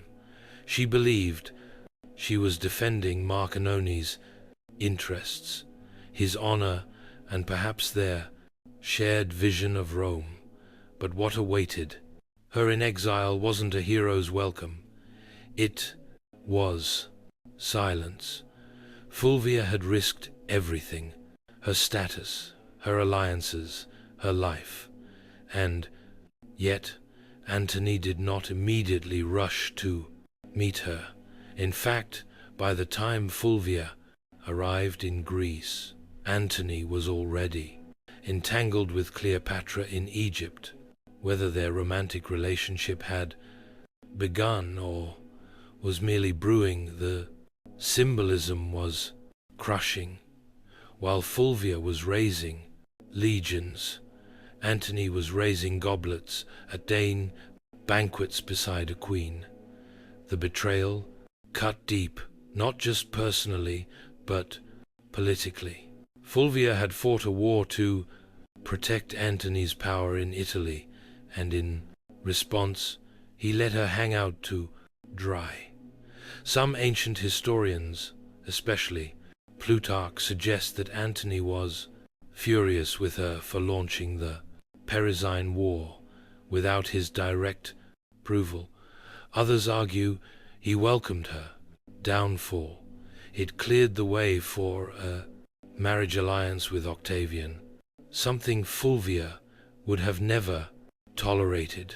Still, Fulvia wasn't entirely without supporters. Some of Antony's troops, fiercely loyal to her, urged reconciliation, but her health had begun to fail. After enduring siege, exile, and betrayal, Fulvia died in Sicyon in 40 BCE, possibly from illness, stress, or heartbreak, or all three. She was around 43 years old. Her death provided Antony with a clean political exit. He met with Octavian shortly afterward and agreed to marry Octavian's sister, Octavia, as part of a renewed peace treaty.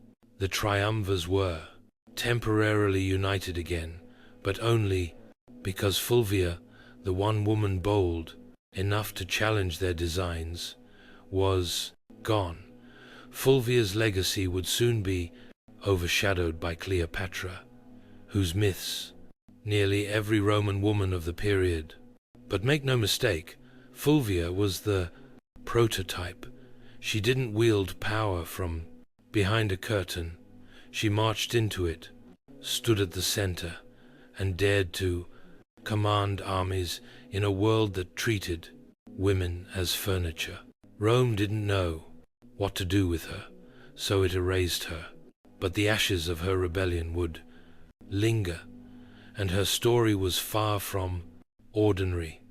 After Fulvia's death in 40 BCE, the men she had once maneuvered, Antony, Octavian, and even her former allies, began the quiet work of rewriting her legacy. She couldn't defend herself, so the narrative was shaped by her enemies and the uneasy survivors of her ambition. And like so many powerful women in history, Fulvia became a scapegoat. Ancient sources, mostly penned by men with vested interests, painted her as the reason for the W5 Peruvian War, the rift between Antony and Octavian, and even the general disorder of the Republic. Aeon, Dionysius, and Plutarch depict her as overbearing, jealous, and driven by a lust for power. They blamed her for dragging Lucius Antonius into conflict, for antagonizing Octavian, and even for Antony's eventual estrangement from Rome. But were these accusations fair? Hardly. Fulvia had operated within a political climate where violence and manipulation were expected, at least if you were a man. She was no more ambitious than Caesar, no more aggressive than Pompey, and far less ruthless than Octavian would eventually prove to be. Her only true deviation was that she was a woman, acting like a Roman man, and Rome didn't know how to digest that.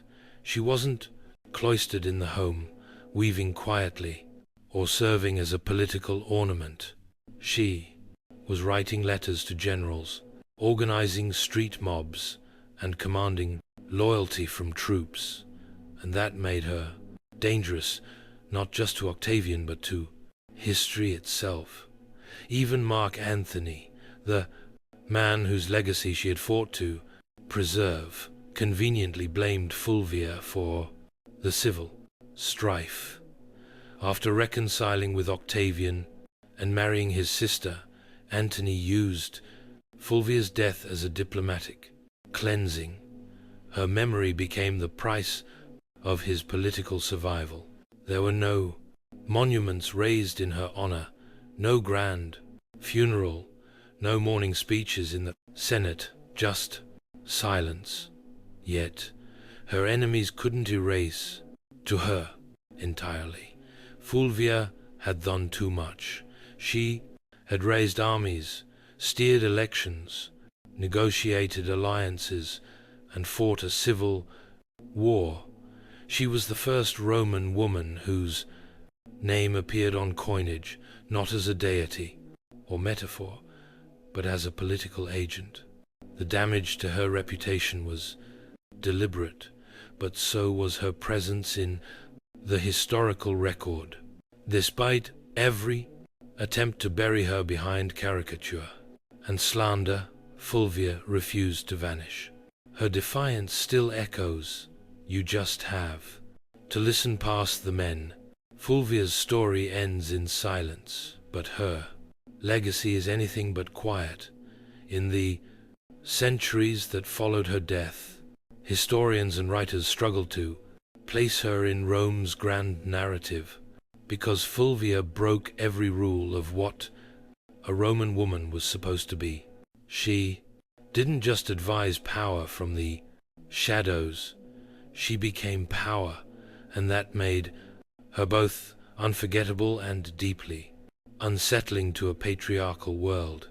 In a society where women were expected to influence through whisper and marriage, Fulvia shouted through policy, war, and political theater. She was not a consort, she was a commander, and yet she was remembered more for her defiance than her accomplishments. Roman historians couldn't handle a woman who didn't stay in her place, so they rewrote her as shrill, power, hungry, and disruptive. But read between the lines and a different figure emerges. Fulvia was the first Roman woman to mint coins with her name. She organized political factions, leveraged marriage as a tactical weapon, and manipulated Roman street politics with stunning effectiveness. She moved through the civil wars of the 1st century BCE, not as a bystander, but as a player, a woman whose influence terrified senators and shaped the fate of triumvirs.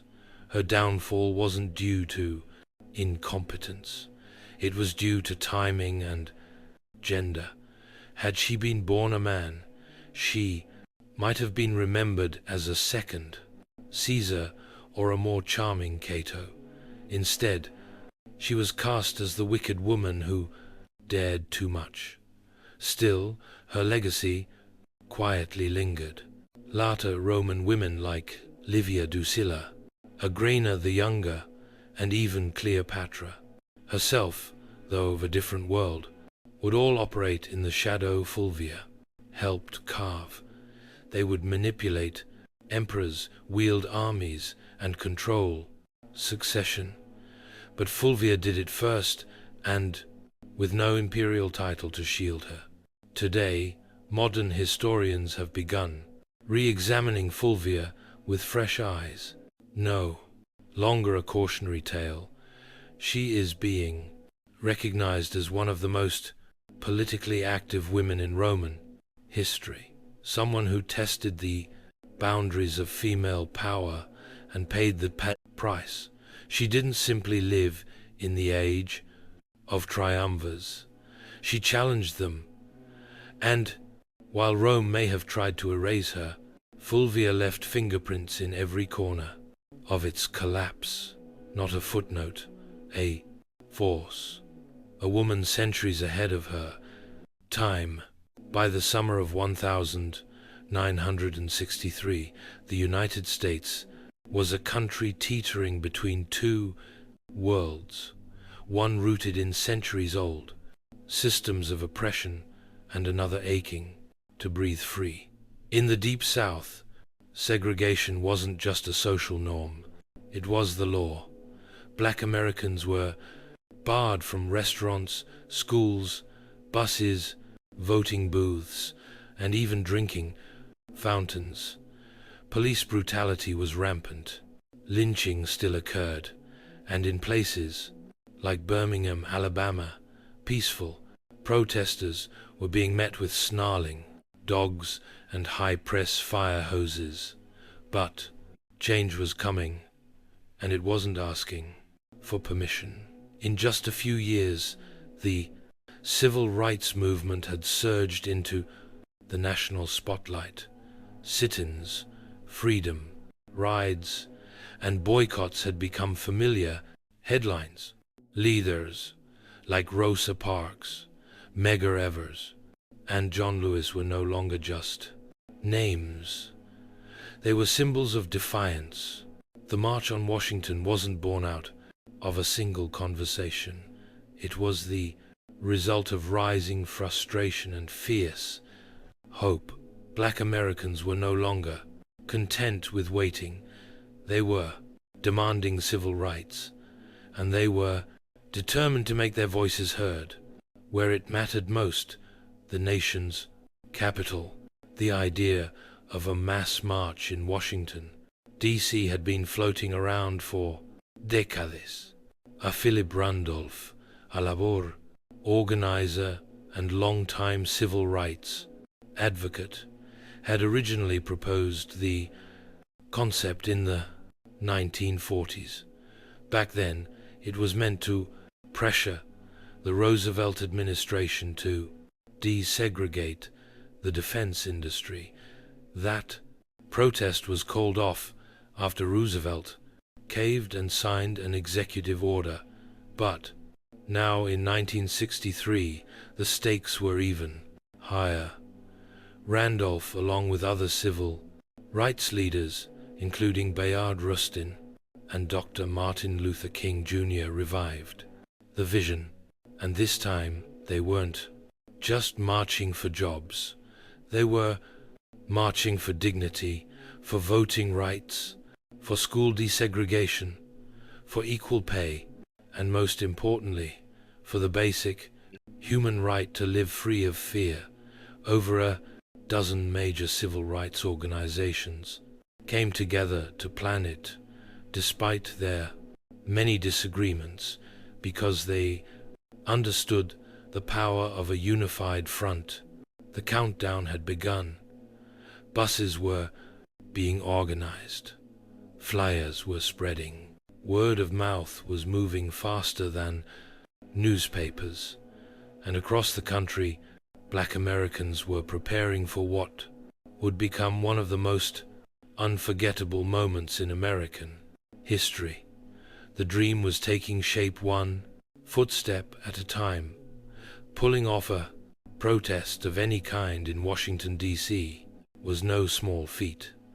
But planning one for over 100,000 people, possibly more, was madness. Logistically, it sounded like a nightmare. Food, water, transportation, sound systems, bathrooms, medical teams, permits, crowd control, safety plans, and yet somehow they made it happen. At the center of this controlled chaos stood Bayard Rustin, a man who, despite being openly gay and often kept behind the scenes for political reasons, was a master strategist. Rustin had once studied non-violence directly under Mahatma Gandhi's followers in India. He had marched, been jailed, beaten, and surveilled by the FBI. But nothing fazed him. He saw the March on Washington as a chance to show the world what disciplined, non-violent protest could achieve when coordinated with military precision. In just 8 weeks, Rustin and his team transformed the idea into a dead reality.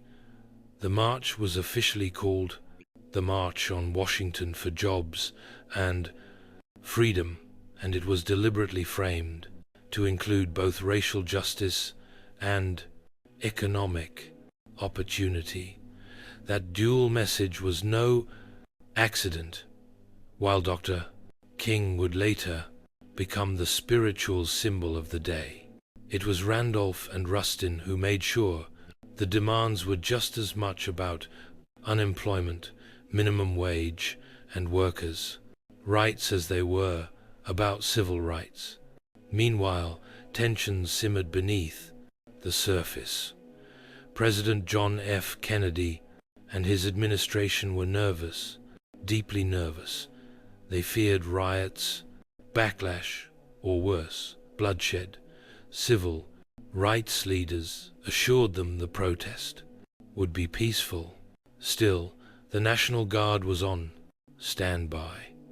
Hospitals in D.C. were put on alert, and liquor sales were banned for the day. Federal workers were even told they could stay home. And then there was the question of unity. The Big Six civil rights organizations, NAACP, CPS, SNCC, SCC, National Urban League, and Randolph's Brotherhood of Sleeping Carpenters, often clashed over tactics. Some wanted more radical action, others more diplomacy. SNCC's young firebrands were growing impatient with King's non-violent approach, but they all agreed on this. The time for silence had passed. Rustin's plan read like a military operation. Every bus and train was tracked. Every speaker was timed to the minute. Every route had marshals trained in crowd control. They weren't just planning a march. They were orchestrating a moment that would shake the conscience of a nation. The 28th of August, Itinjo Balushasan, a sweltering Wednesday in Washington, D.C. The sun was already hot by 9 o'clock a.m., and the humidity clung to the skin like a second shirt. But it didn't stop them.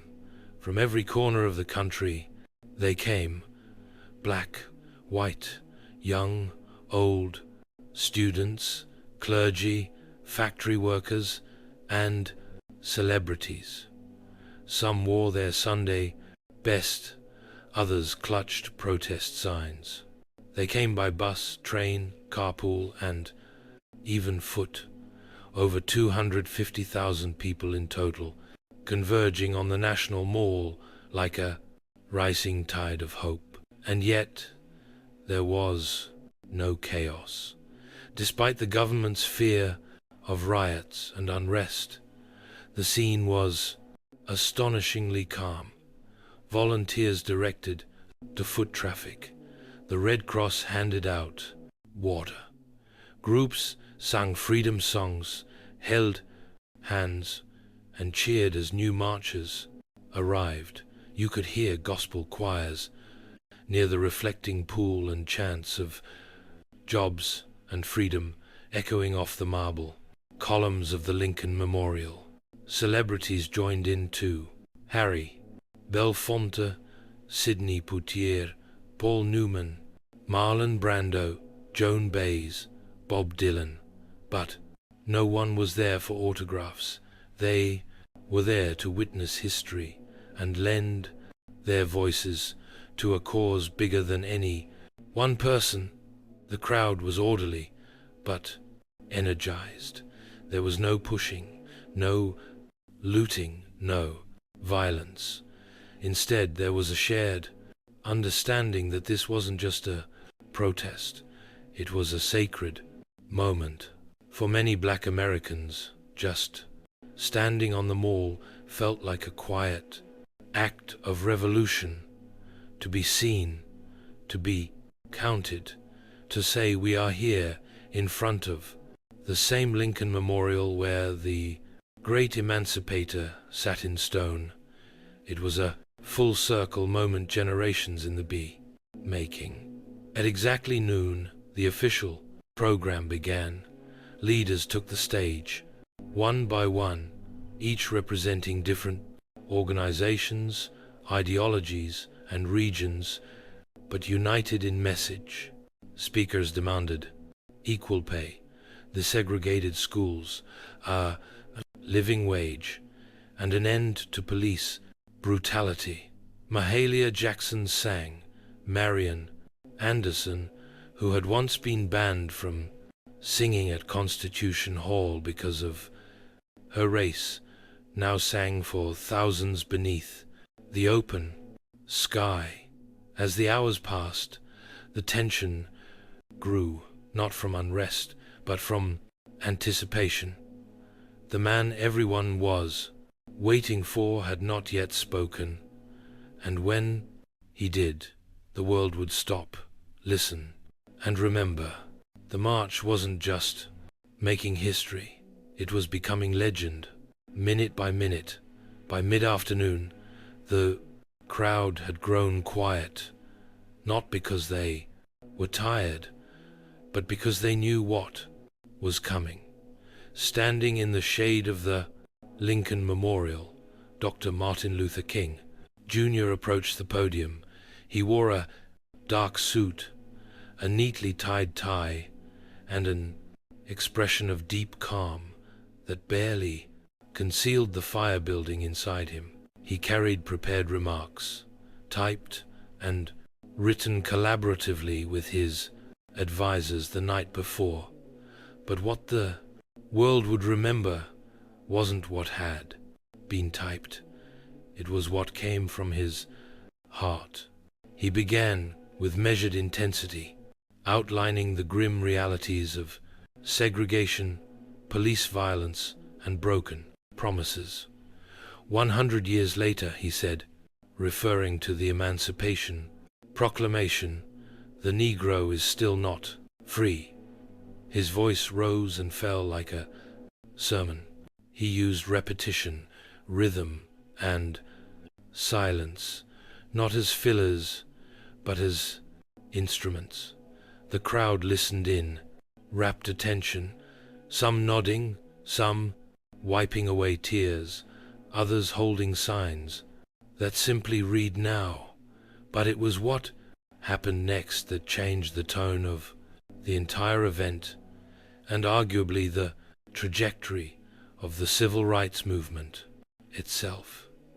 Standing just behind King was gospel legend Mahalia Jackson, who had sung earlier that day. She suddenly cried out, "Tell them about the dream, Martin, tell them about the dream." And King did. He set aside his notes, gripped the podium, and launched into a passage he'd delivered before, but never like this. "I have a dream," he said, and the crowd leaned in. "I have a dream that one day this nation will rise up and live out the true meaning of its creed." Each phrase rang louder, clearer, more resolute. I have a dream that one day the sons of former slaves and the sons of former slave owners will be able to sit down together at the table of brotherhood. I have a dream that my 4 little children will one day live in a nation where they will not be judged by the color of their skin, but by the content of their character. It wasn't a speech anymore. It was a vision, a prayer, a lightning bolt through history. By the time King closed with the words, "Free at last, free at last. Thank God Almighty, we are free at last," the crowd erupted. Applause, tears, shouts of joy. They knew they had just witnessed something more than oratory. They had heard prophecy. The power of the march on Washington wasn't just in the speeches or the music. It was in the people. The sheer scale of humanity gathered that day was overwhelming. They came from Mississippi, Michigan, Alabama, New York, California, and everywhere in between. Some were seasoned activists who had marched a dozen times before. Others had never left their hometowns until now. They packed lunches, rode buses for over 20 hours, and slept in their church clothes just to be there. Many were ordinary people, maids, teachers, steel workers, postal clerks, who saw themselves not as political figures, but as witnesses. They didn't just want change, they were the change. There were also children in the crowd, young black girls with ribbons in their hair, boys with hand-drawn signs, parents hoisted toddlers onto their shoulders so they could see the Lincoln Memorial in the distance and hear the speaker voices carried over loudspeakers. To them, this wasn't just an event. It was the beginning of a new world. Some faces stood out. There was a young John Lewis, just 23 years old, representing the Student Nonviolent Coordinating Committee, SNCC. His original speech had been so fiery, so uncompromising that senior leaders asked him to tone it down. Minutes before he went on stage, he agreed, but just barely. His call for radical change still shook the crowd. And then there was Daisy Bates, the woman to speak that day, not on her own behalf, but reading a prepared statement on behalf of other civil rights to women. The organizers had faced criticism for sidelining female voice. Bates's brief but powerful message underscored a harsh reality. Even within a movement about equality, some voices still struggled to be heard. Also present were union organizers, rabbis, nuns, priests, and students of every background. They didn't all agree on strategy. Some favored King's nonviolence. Others leaned toward Malcolm X's more militant posture. But for that one day, those differences didn't matter. Unity won out. It was a visual symphony of American possibility. White and black hands linked in. Solidarity. Freedom Now buttons pinned to chests, and the sound of 250,000 souls breathing as one. The faces in the crowd weren't just watching history unfold. They were shaping it, and none of them would ever forget what they saw. While the world saw unity, inspiration, and poetic justice on the steps of the Lincoln Memorial, behind the scenes, the March on Washington was anything but simple. What looked like a perfectly synchronized movement was in truth held, together with string, sweat, and a lot of last-minute compromise. Bayard Rustin, the chief architect of the march, had to battle not just logistics, but politics. He was constantly under scrutiny, not just because he was openly gay and a former communist, but because some civil rights leaders feared his identity would be used to discredit the movement. In fact, Congressman Adam Clayton Powell had once threatened to publicly accuse Rustin and Dr. King of being lovers if King didn't remove Rustin from an Ike earlier campaign. That threat haunted every stage of planning. Then there was the issue of women's voices. Despite the critical roles played by women like Ella Baker, Diane Nash, and Dorothy Height, none were invited to deliver major speeches on their own. Rosa Parks was in the crowd that day, revered by all. But she was not given the microphone. Behind the powerful optics of the march lay the truth. The movement still struggled with its own hierarchies and blind spots. Even within the Big Six organizations, friction bubbled. SNCC leaders were growing, increasingly disillusioned with the slow pace of change and the older generation's insistence on moderation. They wanted to confront systemic racism more aggressively. CORE had similar frustrations, but unity was deemed too important just for one day. Meanwhile, the federal government watched with clenched teeth. J. Edgar Hoover's FBI had assigned over 100 agents to spy on organizers. They bugged hotel rooms, followed key figures, and compiled dossiers. They were convinced the march would turn violent or that communists would hijack the event. When nothing of the sort happened, they simply doubled down on their surveillance, especially of Dr. King. And let's not forget money. The march cost over $250,000, equivalent to millions today. Most of it was raised through unions and sympathetic donors, but organizers scrambled until the final hour. They even borrowed walkie-talkies from the Boy Scouts.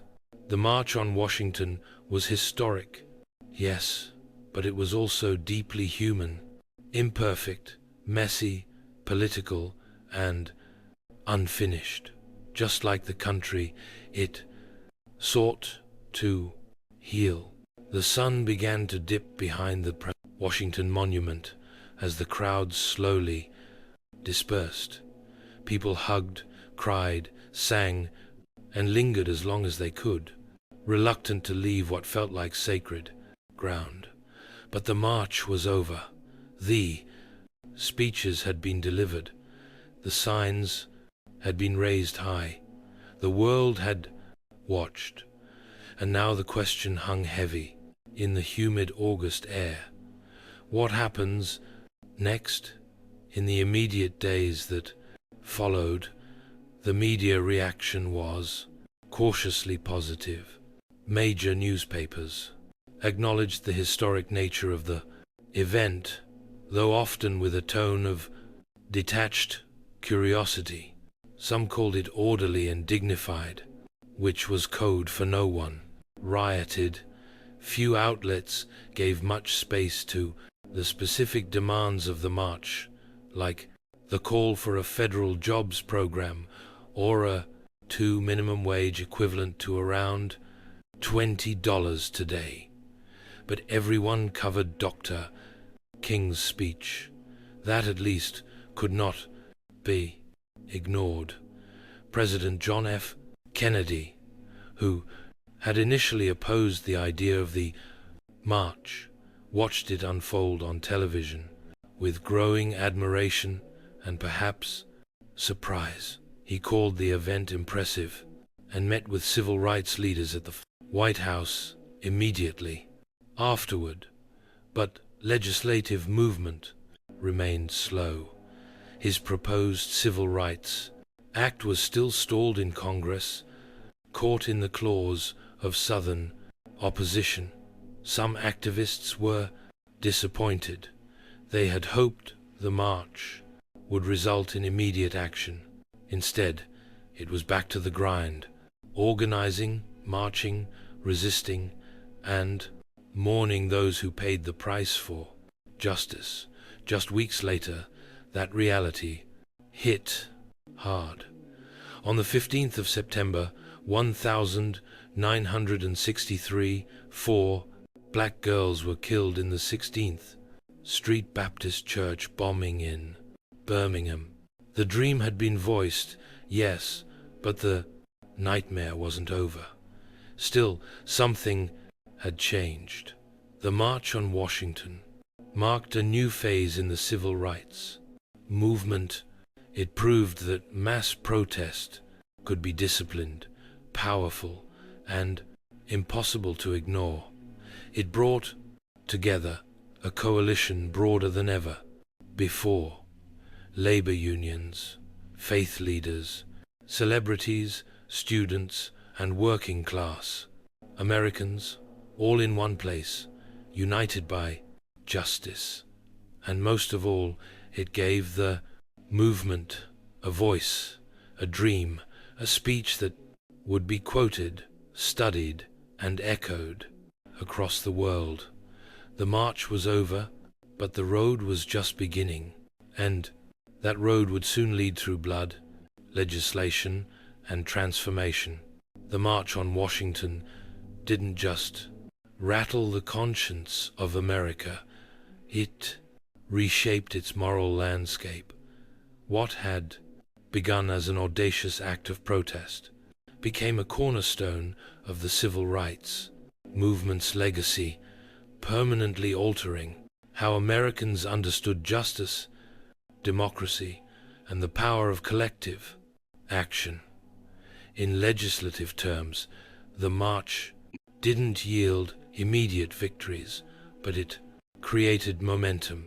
Less than a year later, in July 1964, President Lyndon B. Johnson signed the Civil Rights Act into law.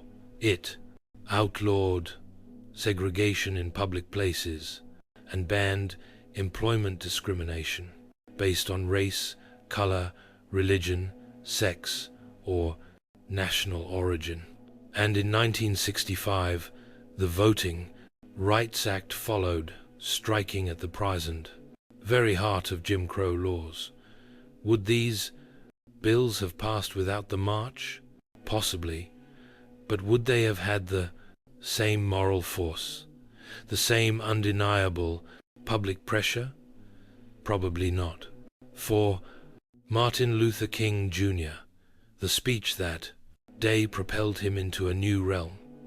He went from respected leader to global icon, but fame came with cost, surveillance, threats, and ultimately assassination in 1968. The dream he spoke of on those steps would become more poignant, more tragic, and more revered with each passing year. For the broader movement, the march showed what unity could achieve. It gave organizers a blueprint for large-scale mobilization, and it inspired a generation of activists both in the US and abroad. Anti-apartheid organizers in South Africa, student protesters in Europe, and future human rights leaders across the globe would cite the March on Washington as a model. But the legacy isn't just historical. The language of the march, the idea of jobs and freedom, the image of peaceful resistance, the echoes of "I have a dream" still pulses through modern protest. From the million-man march to Black Lives Matter rallies, echoes of 1963 reverberate with every chant, and every cardboard sign in Washington, D.C. King's Memorial now stands just across the tidal basin from the Lincoln Memorial. Visitors walk past, his towering likeness carved in stone, with words from that August day etched into the granite. But the real memorial isn't in stone, it's in classrooms, voting booths, marches, and voices refusing to stay silent because the dream wasn't meant to rest in history books. It was meant to be lived, and the whizzing legacy of that summer afternoon still dares us to do just that. More than 60 years have passed since that summer afternoon when over 250,000 people stood shoulder to shoulder beneath the shadow of the Lincoln Memorial. The March on Washington has been immortalized in textbooks, documentaries, and museum exhibits. Dr. King's speeches taught in schools, his voice, steady and strong, echoes in national memory like a sacred refrain. But for many, the question remains, has the dream been realized, or has it merely been delayed? In some ways, progress is undeniable. The legal framework of segregation was dismantled. Voting rights, though now under fresh assault, in many states were won through blood, marches, and court battles. The presence of black lawmakers, judges, mayors, and even a two-term U.S. president was unthinkable. It's in Joe by Loshasan. Interracial marriage, once illegal in much of the country, is now protected by federal law. These are not small things. They are victories carved out by relentless struggle, and yet the original demands of the march, the ones often overshadowed by King's speech, still echo, unresolved. The call for a living wage, still unmet. Racial disparities in education, housing, employment, and healthcare remain entrenched. Police brutality, the very thing that sparked much of the early civil rights organizing, continues to ignite outrage and protest. The dream of true economic justice of a country where opportunity is not predetermined by zip code or skin color is still far from reality. Modern movements like Black Lives Matter have taken up the mantle, often using the imagery and rhetoric of the 1963 March as both inspiration and indictment. They march through the same cities, chant on the same streets, and demand the same basic human rights, but they do so in a world transformed by social media, surveillance, and new forms of resistance. The March on Washington was never meant to be the conclusion. It was a flashpoint, a stake in the ground that said, "This is who we are, and this is what we demand." It was a declaration, not a resolution. So the dream remains battered, challenged, reinterpreted, but still alive. Whether it is deferred, distorted, or one day fulfilled depends not on the past, but on us, on the choices we make, the injustices we confront, and the courage we summon to march again and again until the dream becomes a shared, lived reality.